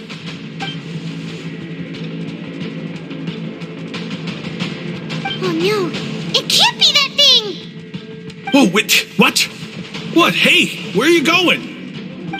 We have to go find the Duke! You two just go and get out!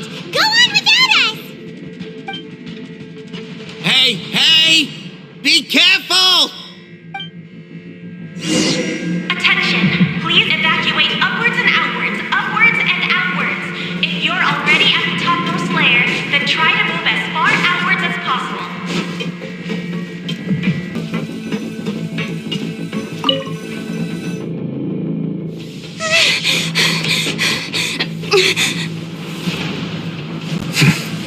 They're here. Just like I said. What happened?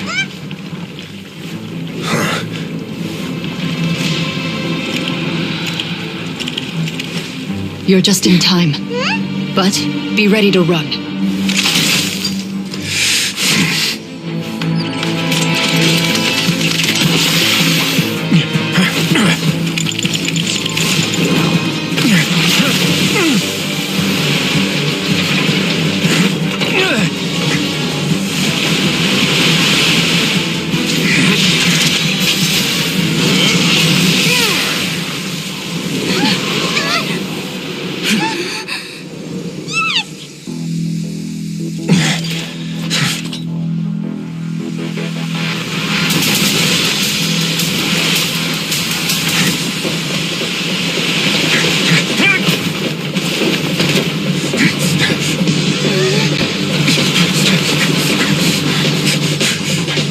Three, two, one.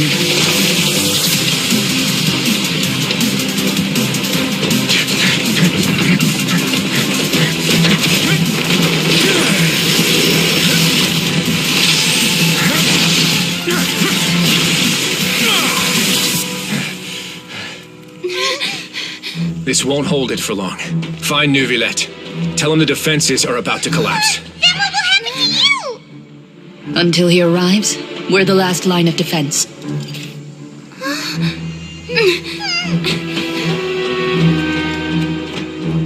The gate. How long do you think it'll hold? That depends on us.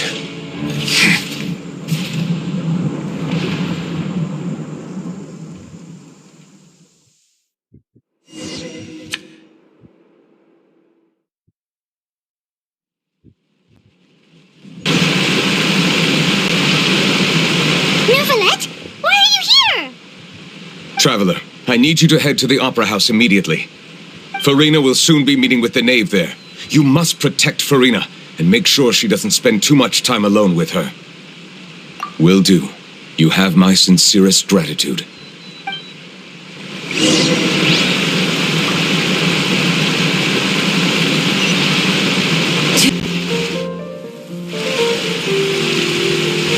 Look, there are a ton of Fatilian Palais Mermonia people over there. The knave is probably here already. We need to hurry. Are you two the traveler in Paimon? Monsieur Neuvillette has left instructions. Please follow me.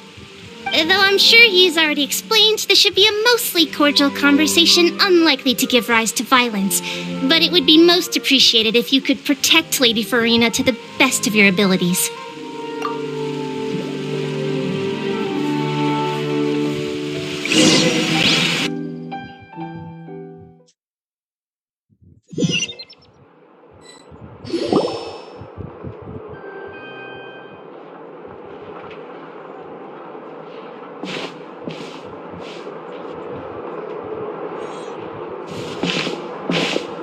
Oh, so you two are the honored guests Miss Farina mentioned.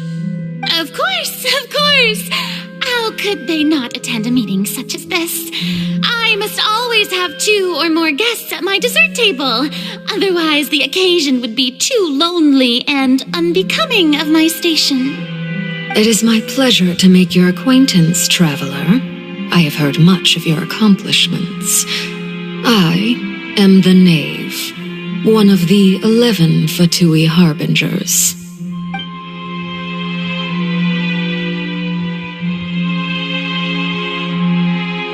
I've already prepared seats for you. Come, sit beside me. Perhaps you two are unaware of how Miss Farina and I do things. You see, we actually recently agreed to get together for tea when we had the time. See this? This is a limited type of confectionery that Miss Farina simply adores. There are only 16 slices sold every day. Here, why don't you and Paimon have a taste?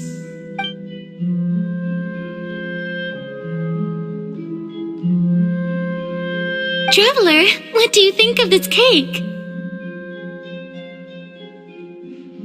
That's good to hear.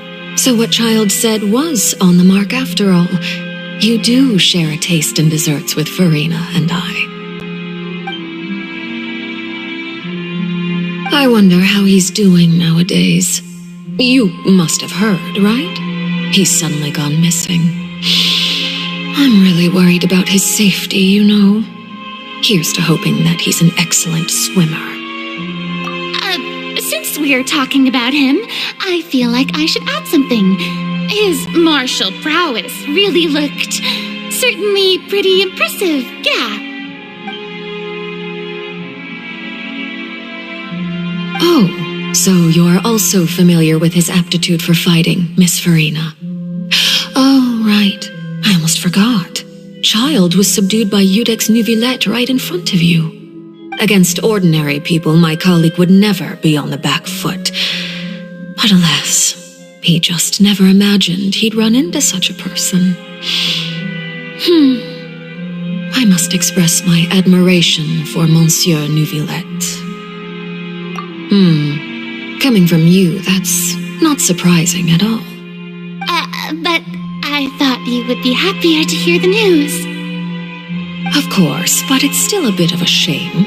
You see, I would have been far happier had I received this news somewhat earlier. As you well know, a long time has passed since Child disappeared. Well, in any case, there's no need to worry. We know for sure that Child is still alive. Oh, and just how do you know that? Because we found evidence that proved he left the Fortress of Meripede. And where did he go after leaving the fortress? Well... The Fortress of Meripede lies deep beneath the waves. Unless he pranced right out of the main gate, he must have had to swim for it. Do you have any proof that he surfaced safely? Ah, that is good news at least. His sister Tonya sent a letter to Fontaine not too long ago. Since he was unfortunately unavailable, I picked it up on his behalf. Do you have any idea how he usually writes back to his family? Dear Tonya, your letter made me feel like we were still enjoying our time in Snezhnaya together. I'm currently admiring the scenery on the streets in front of the opera house. Is it something like that?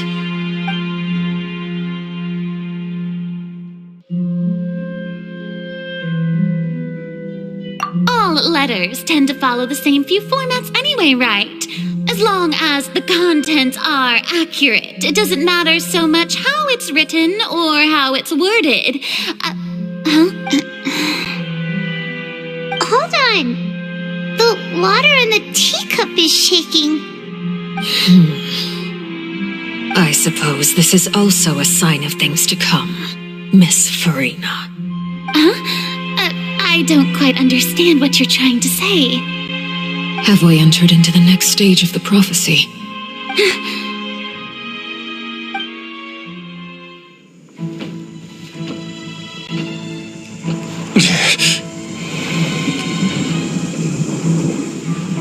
My thanks to you both. I will take it from here.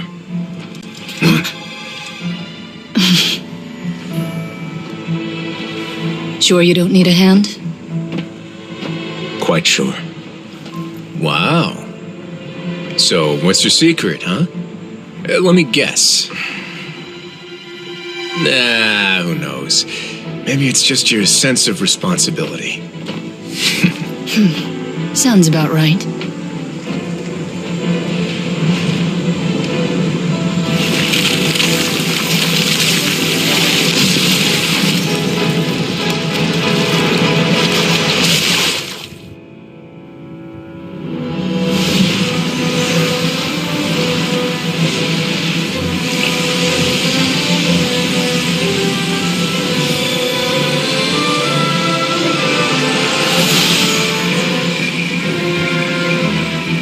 Day may come when the prophecy is fulfilled and the waters burst forth.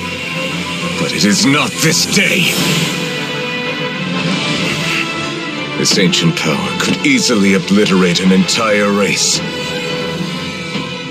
A tsunami of fury would unleash endless catastrophe.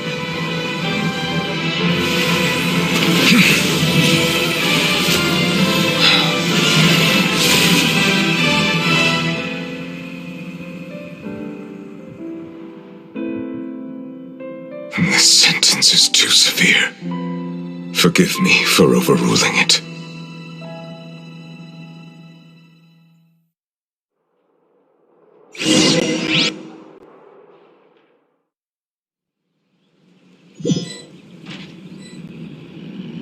All right. Seems like the problem inside has been suppressed. Let me guess, we're safe for now. Indeed. But only for now. I win this bet. You owe me a present. Very well. It was indeed just as you said. You made a bet? We made a bet on the size of your entourage. Cloran thought you wouldn't come down by yourself. I figured you would have at least brought a few people along for appearance's sake. It appears I underestimated just how confidential the mission was. Shouldn't you have gotten used to confidential missions by now? That's just how the courts operate. So what gift must the loser give?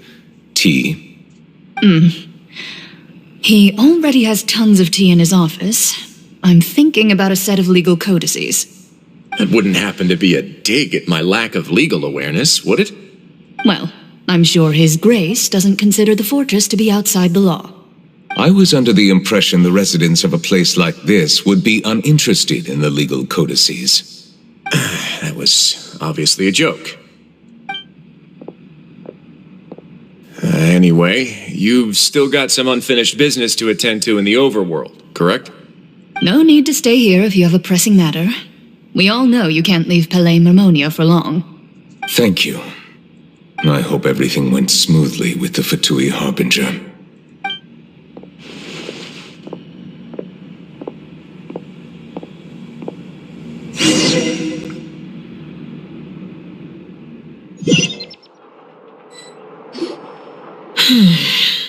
I must say, we've spent long enough playing house. Miss Farina, as the Hydro Archon, I am sure you understand the exact meaning of the phenomenon we just witnessed. Or should I say, that's what I originally thought. But looking at your expression, was I wrong? And you haven't a clue? What are you trying to say? At this point, I don't think there's any more need to speak as diplomatic representatives. Allow me to speak to you now as just a Fontanian. You know the prophecy by heart, and also that every part of it is being proven true. Yet, here you are relaxing, drinking tea, and eating desserts as if it's all nothing more than a few stray bugs in your garden. Do you really think that's acceptable? The prophecy's hanging above our necks like a guillotine. Every faction is looking for a way to either avert the disaster or save their own. Even the orphans of the House of the Heart have devoted everything to saving their homeland. But you, it beggars belief just how nonchalant and carefree you have been. From the very beginning, you, the god Focalor, you have utterly failed to take action. You're wrong. I've never ignored the prophecy, nor have I just been passing the time in self-indulgence. Retract your accusation and stop doubting the wisdom of the gods with such absurd conjectures. I am not alone in my doubts, you know. All the children of Fontaine may be harboring the exact same thoughts right now. Oh, great Hydro Archon, how are you going to save them? Save us? How are the people you've sworn to protect supposed to survive in a land that will soon disappear beneath the waves? I have my ways, and I've been working on them for all this time. Even if you look down upon me, you have no right to judge me. Fontaine will be saved. Even if I still cannot see the true future right now, as long as I continue on as I am, I will be able to hold my head up high.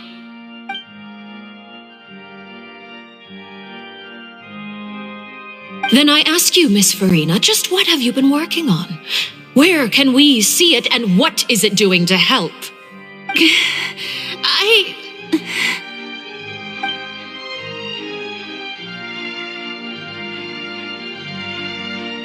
My My machinations are just like the prophecy itself. They will only reveal themselves at the fated time. It is just that beings like yourselves are unable to perceive them as of yet. I see. As a god, the proof of your labor always lies beyond prying mortal eyes. Allow me to be so bold as to ask another way.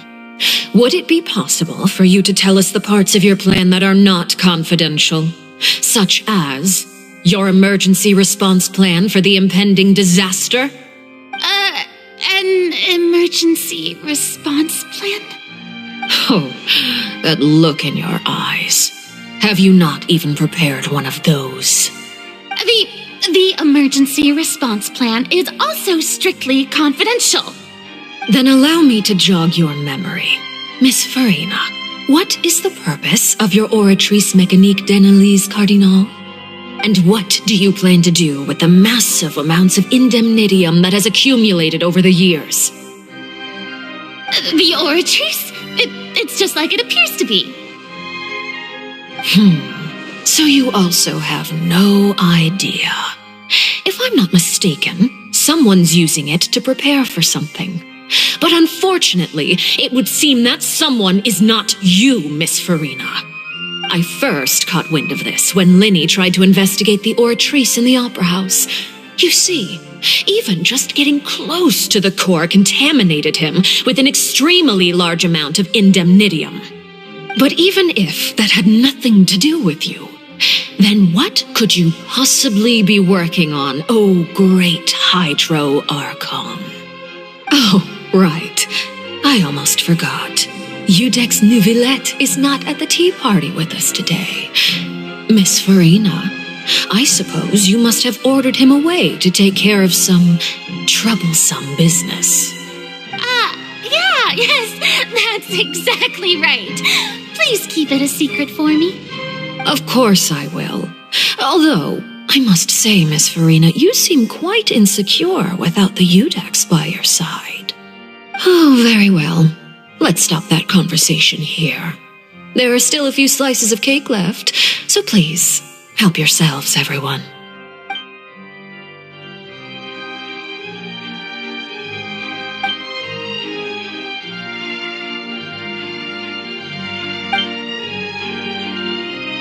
Traveler, I heard that you were recently commissioned to handle a few matters on behalf of the Udex.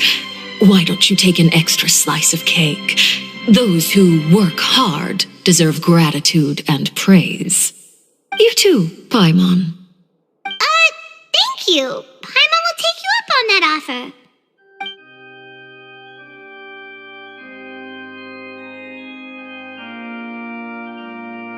Oh, Paimon's super full. That cake was great. If it's on my tea table, it must be of the highest quality. Yes, and we must thank the knave for bringing these over as well. You're welcome. I'm sure the cake also felt greatly honored to be featured at Miss Farina's table, and I was merely catering to Miss Farina's tastes, seeking a chance to chat over tea. It is getting late. Why don't we call it a day? There are still a few matters that I need to take care of, so I must take my leave now. Very well. We'll end it here. Mind seeing me off, traveler? We could use the opportunity to discuss Child before I must be on my way. Paimon's coming too!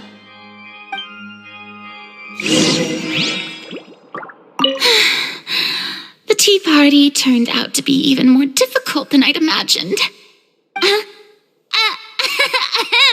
Why are you looking at me like that? Is something the matter? If there's nothing urgent, then I shall be retiring for now.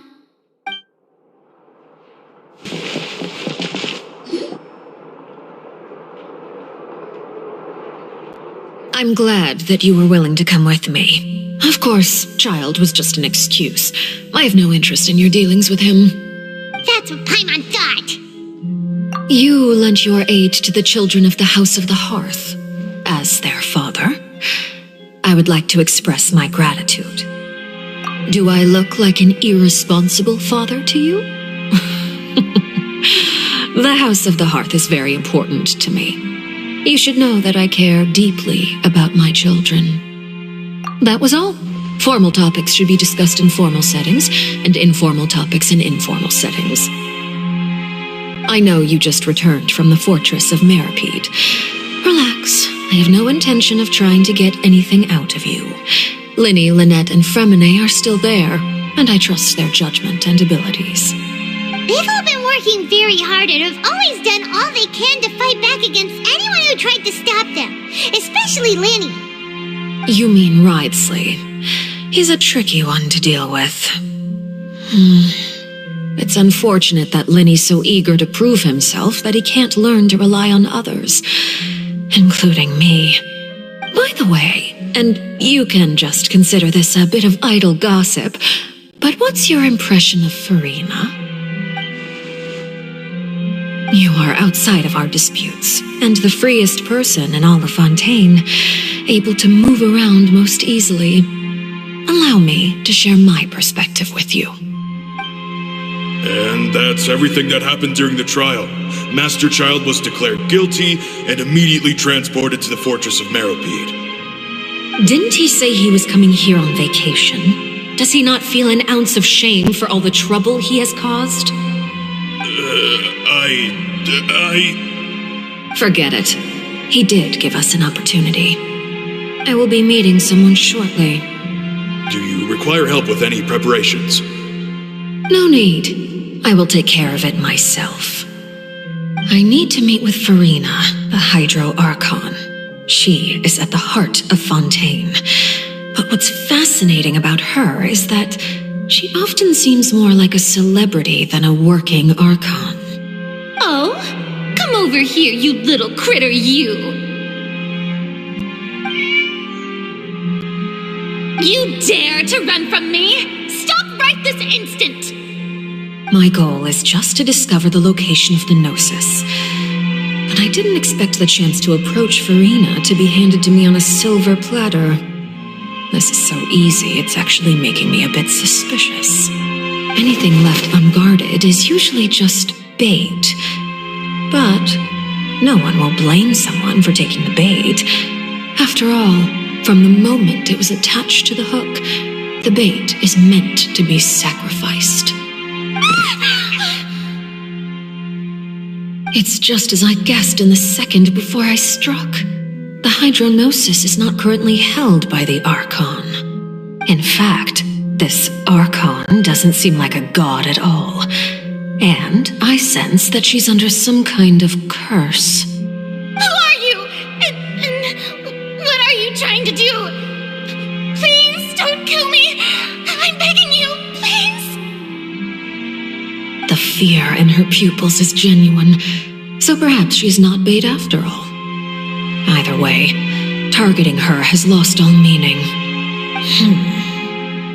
I left the scene with ease. Nobody came looking for me, and nobody could serve as a witness to my near assassination of Focalor.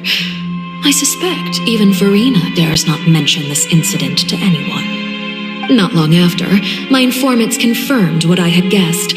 After returning to her quarters, Farina quietly cried alone. She was so scared that she could not sleep that night, nor could she even bring herself to eat her cake. There's no doubt that there's something wrong with her.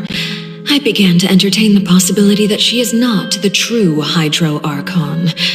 Perhaps Eudex Neuvillette is actually the genuine article. I have to find the Gnosis.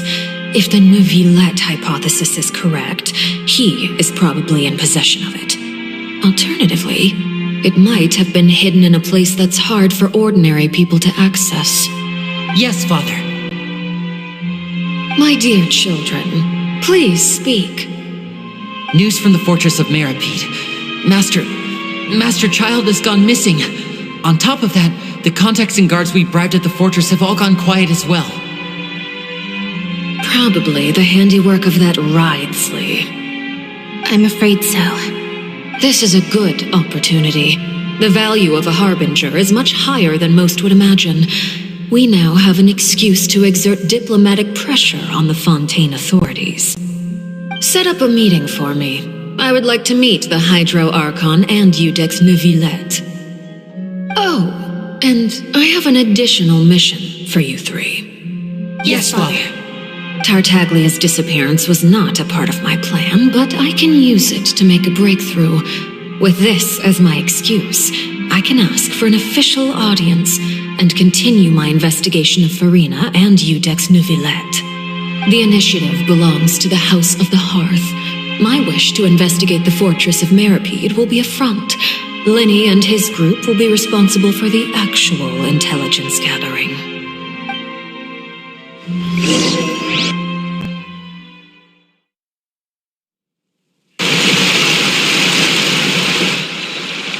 You should know the rest. Lenny's group is quite close to you, so they wouldn't have hidden anything from you. You attacked the Hydro Archon? It wouldn't mean anything, even if you shouted it from the rooftops. After all, even Farina herself is still pretending that nothing of that sort ever happened. Alright then. I've now had 2 chances to enjoy tea with Farina. I have to say, the leadership of Fontaine is even more inscrutable than I had imagined. I once surmised that Eudex Neuvillette must be the Hydro Archon, but now, that doesn't seem right to me either. I am a servant of Her Majesty the Tsaritsa. Over my years of service, I've learned how a real Archon conducts and carries themselves. Whether Eudex Neuvillette or Farina, neither fits the bill. It's hard to imagine either of them as the Archon. Of course, that is all just how I feel. Gut feelings often do not require justification. It is, however, quite amusing to me that after all my years working in intelligence gathering, I've come to realize I am at a complete loss regarding the identity of the god of the land of my birth. Don't you think Fontaine is quite intriguing? A catastrophe looms, yet many secrets have yet to rise to the surface. It looks like Fontainians will have no choice but to save themselves. Ultimately, though, one must survive in order to do anything else. Should the need arise, I would be happy to cooperate with you. You don't need to commit to anything right now, of course. I have a feeling that the situation will continue to evolve, and as your name is often connected with noble deeds, I'm sure we will work together someday. He certainly returned quickly. You must want to catch up with each other, so I'll leave you to him.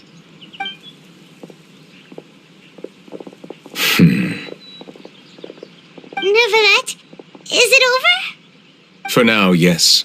But this issue will prove quite thorny in the long term. I'm concerned that sooner or later the prophesized events will occur. Thank you for protecting Farina.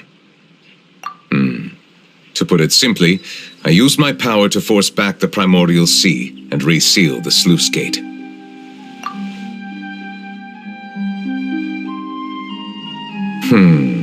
So as expected, the knave has turned up the pressure on Farina. She's trying to feel her out, though I'm still unsure as to her motives. Permission granted. Whoa. It can't be that you're the real Hydro Archon, right? But that's just a speculation on our part, though. You can't tell us? Then that's okay. We can talk about something else. We won't try to force you. You guys in Fontaine are super strange.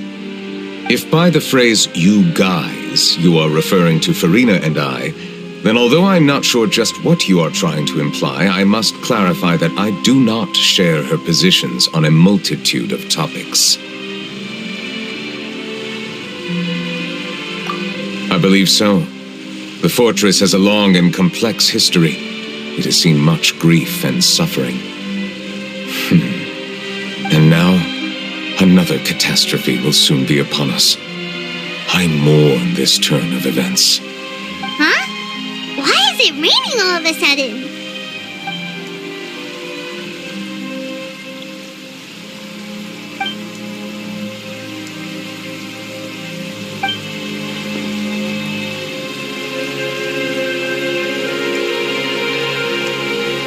You may be closer to the truth than you think. Oh? And what are you thinking? The dragon of... what? Huh? Please do not be so surprised. Farina? Neverland, are you listening? My apologies. We were just guessing randomly. We didn't guess right, did we? You're not actually the dragon sovereign of water, right? Well, if you don't want to confirm or deny... You guessed correctly. I sincerely hope you'll be able to keep this a secret for me. Right, of course. We'll definitely help you keep it a secret. There's still something Paimon wants to ask you, though. Please, go ahead. Well, if you are the dragon sovereign of water, and you were able to force back the primordial sea from the fortress, then since Fontaine's prophecy is all about seawater, couldn't you just use your power to solve the crisis? None of the currently living dragon sovereigns in the world, myself included, possess our full dragonhood. They say that when the first usurper arrived on Tivat, they seized a part of the dragon's power. Today, that stolen power is the basis of the Archon's authorities. There are 7 elemental archons and 7 matching dragon sovereigns. The dragon sovereign of water who lived through that era perished a long time ago. As their successor, I know far less of that part of our ancient history. In any case, I believe I will not be able to do much unless the Archon disappears and returns their elemental authority to me. Given the status quo, however, I would recommend finding another way to deal with the prophecy. Oh, so even you can't solve it. I still have some urgent matters to attend to at my office. If you have any more questions regarding ancient history, you are welcome to discuss them with me at a later time. Please go right ahead. There's a place that Paimon wants to go too. Traveler, why don't we pay another visit to the Fortress of Meripede? Paimon is a little worried. We'll see you another time. Take care.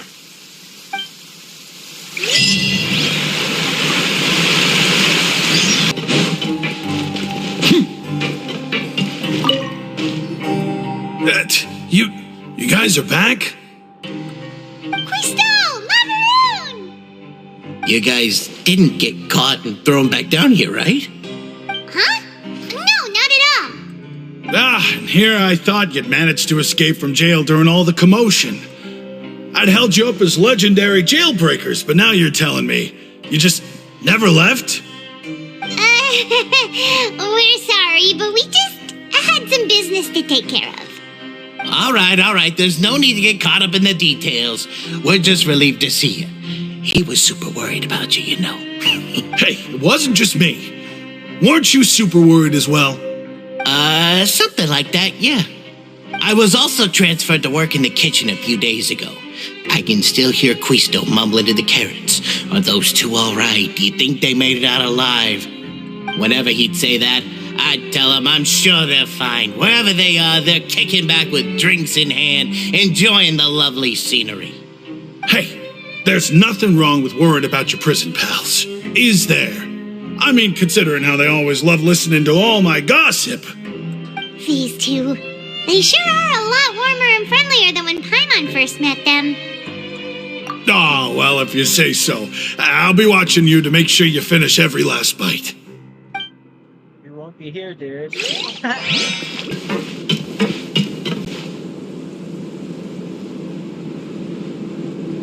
Now guess, what suit will this next card be? A bare-teeth cat?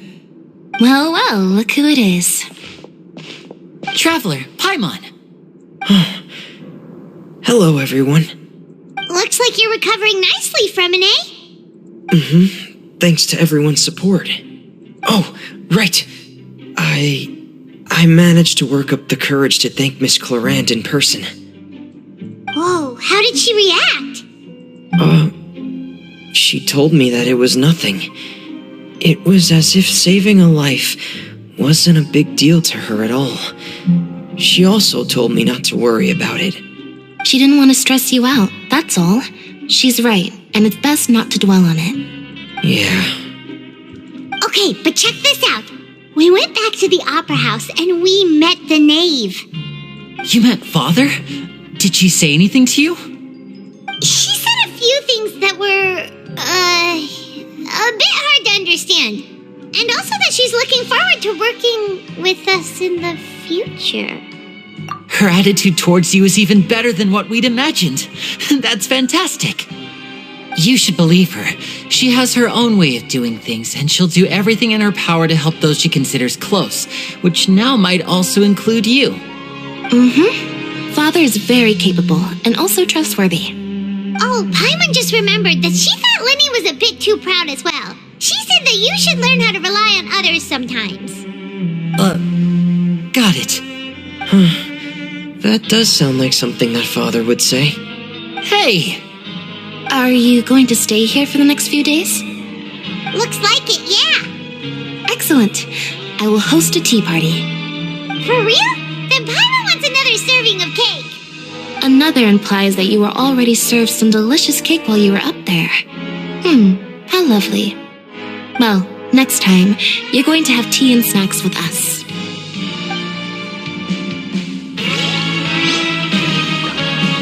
We should start preparing that tea party. Oh, that's a great idea. I'm all for it. I'll help you set it up.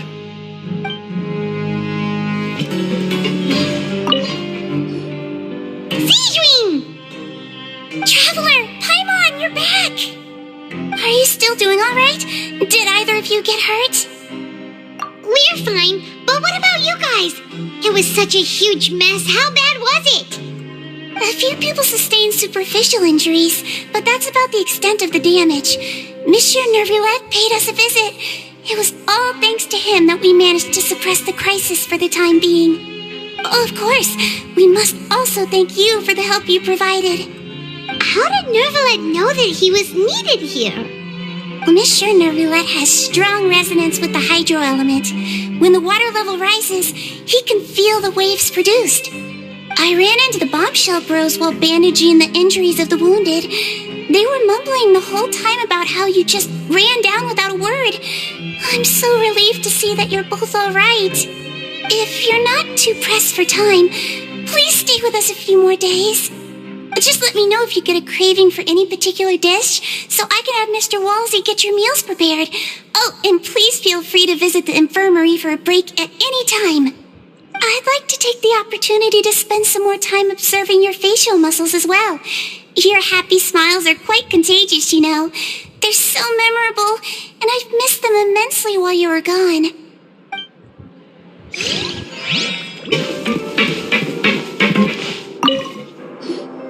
Courier, Miss Sijuin told me you still haven't eaten.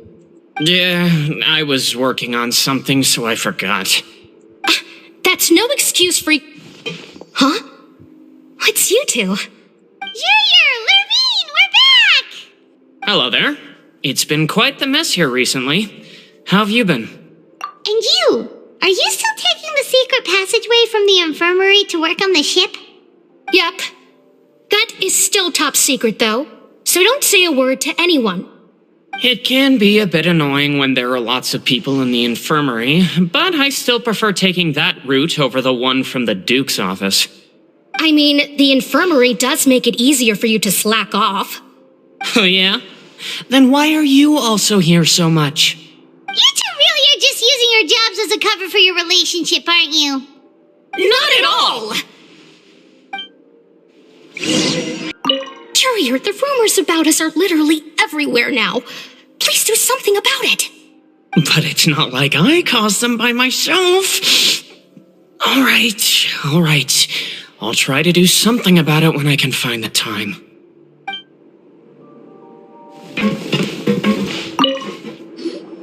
Do my eyes deceive me, or did I just see two inmates come back after making it to the surface?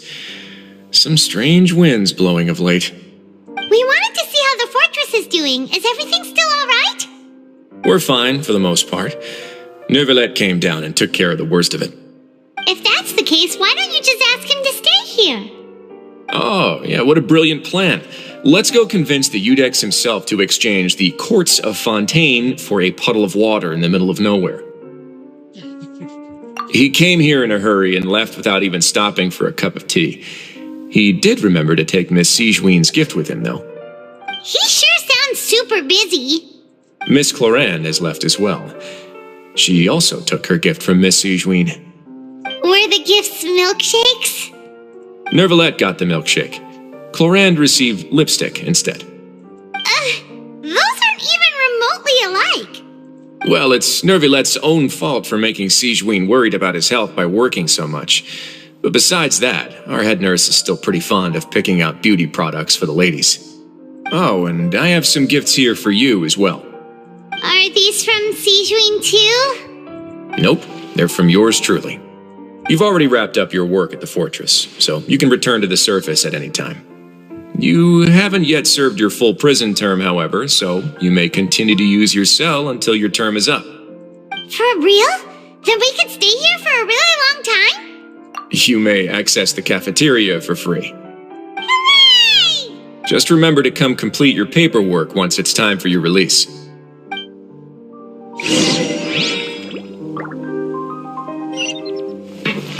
Your file can't be closed until we've completed your paperwork, so don't forget to come find me again when you're done serving your sentence.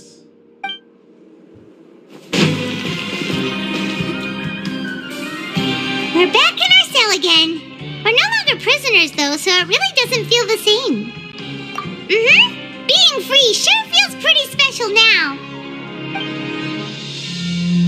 Huh? How did you know? Hey, that's not true! Alright. Okay, Paimon just wanted to say that we really are an amazing duo after all. It's like we've now gone to so many places together and become friends with so many people. We've never stopped traveling or stopped meeting new friends. There are so many bad things in the world, and we're just two people, but we've still been solving problems no matter where we go. Isn't that pretty cool? You're counting Paimon today? Aren't you the only adventurer here? Then let's ask Catherine to give Paimon an adventurer handbook as well. Paimon will also be an adventurer from today forward. Just the thoughts making Paimon giddy. Paimon's gonna crash, so you sleep soon too. The last time we fell asleep here, we woke up to a whole mess outside our cell. The primordial seawater nearly rose up. That was so scary. We should be safe now, right? All right then. Good night to you, traveler.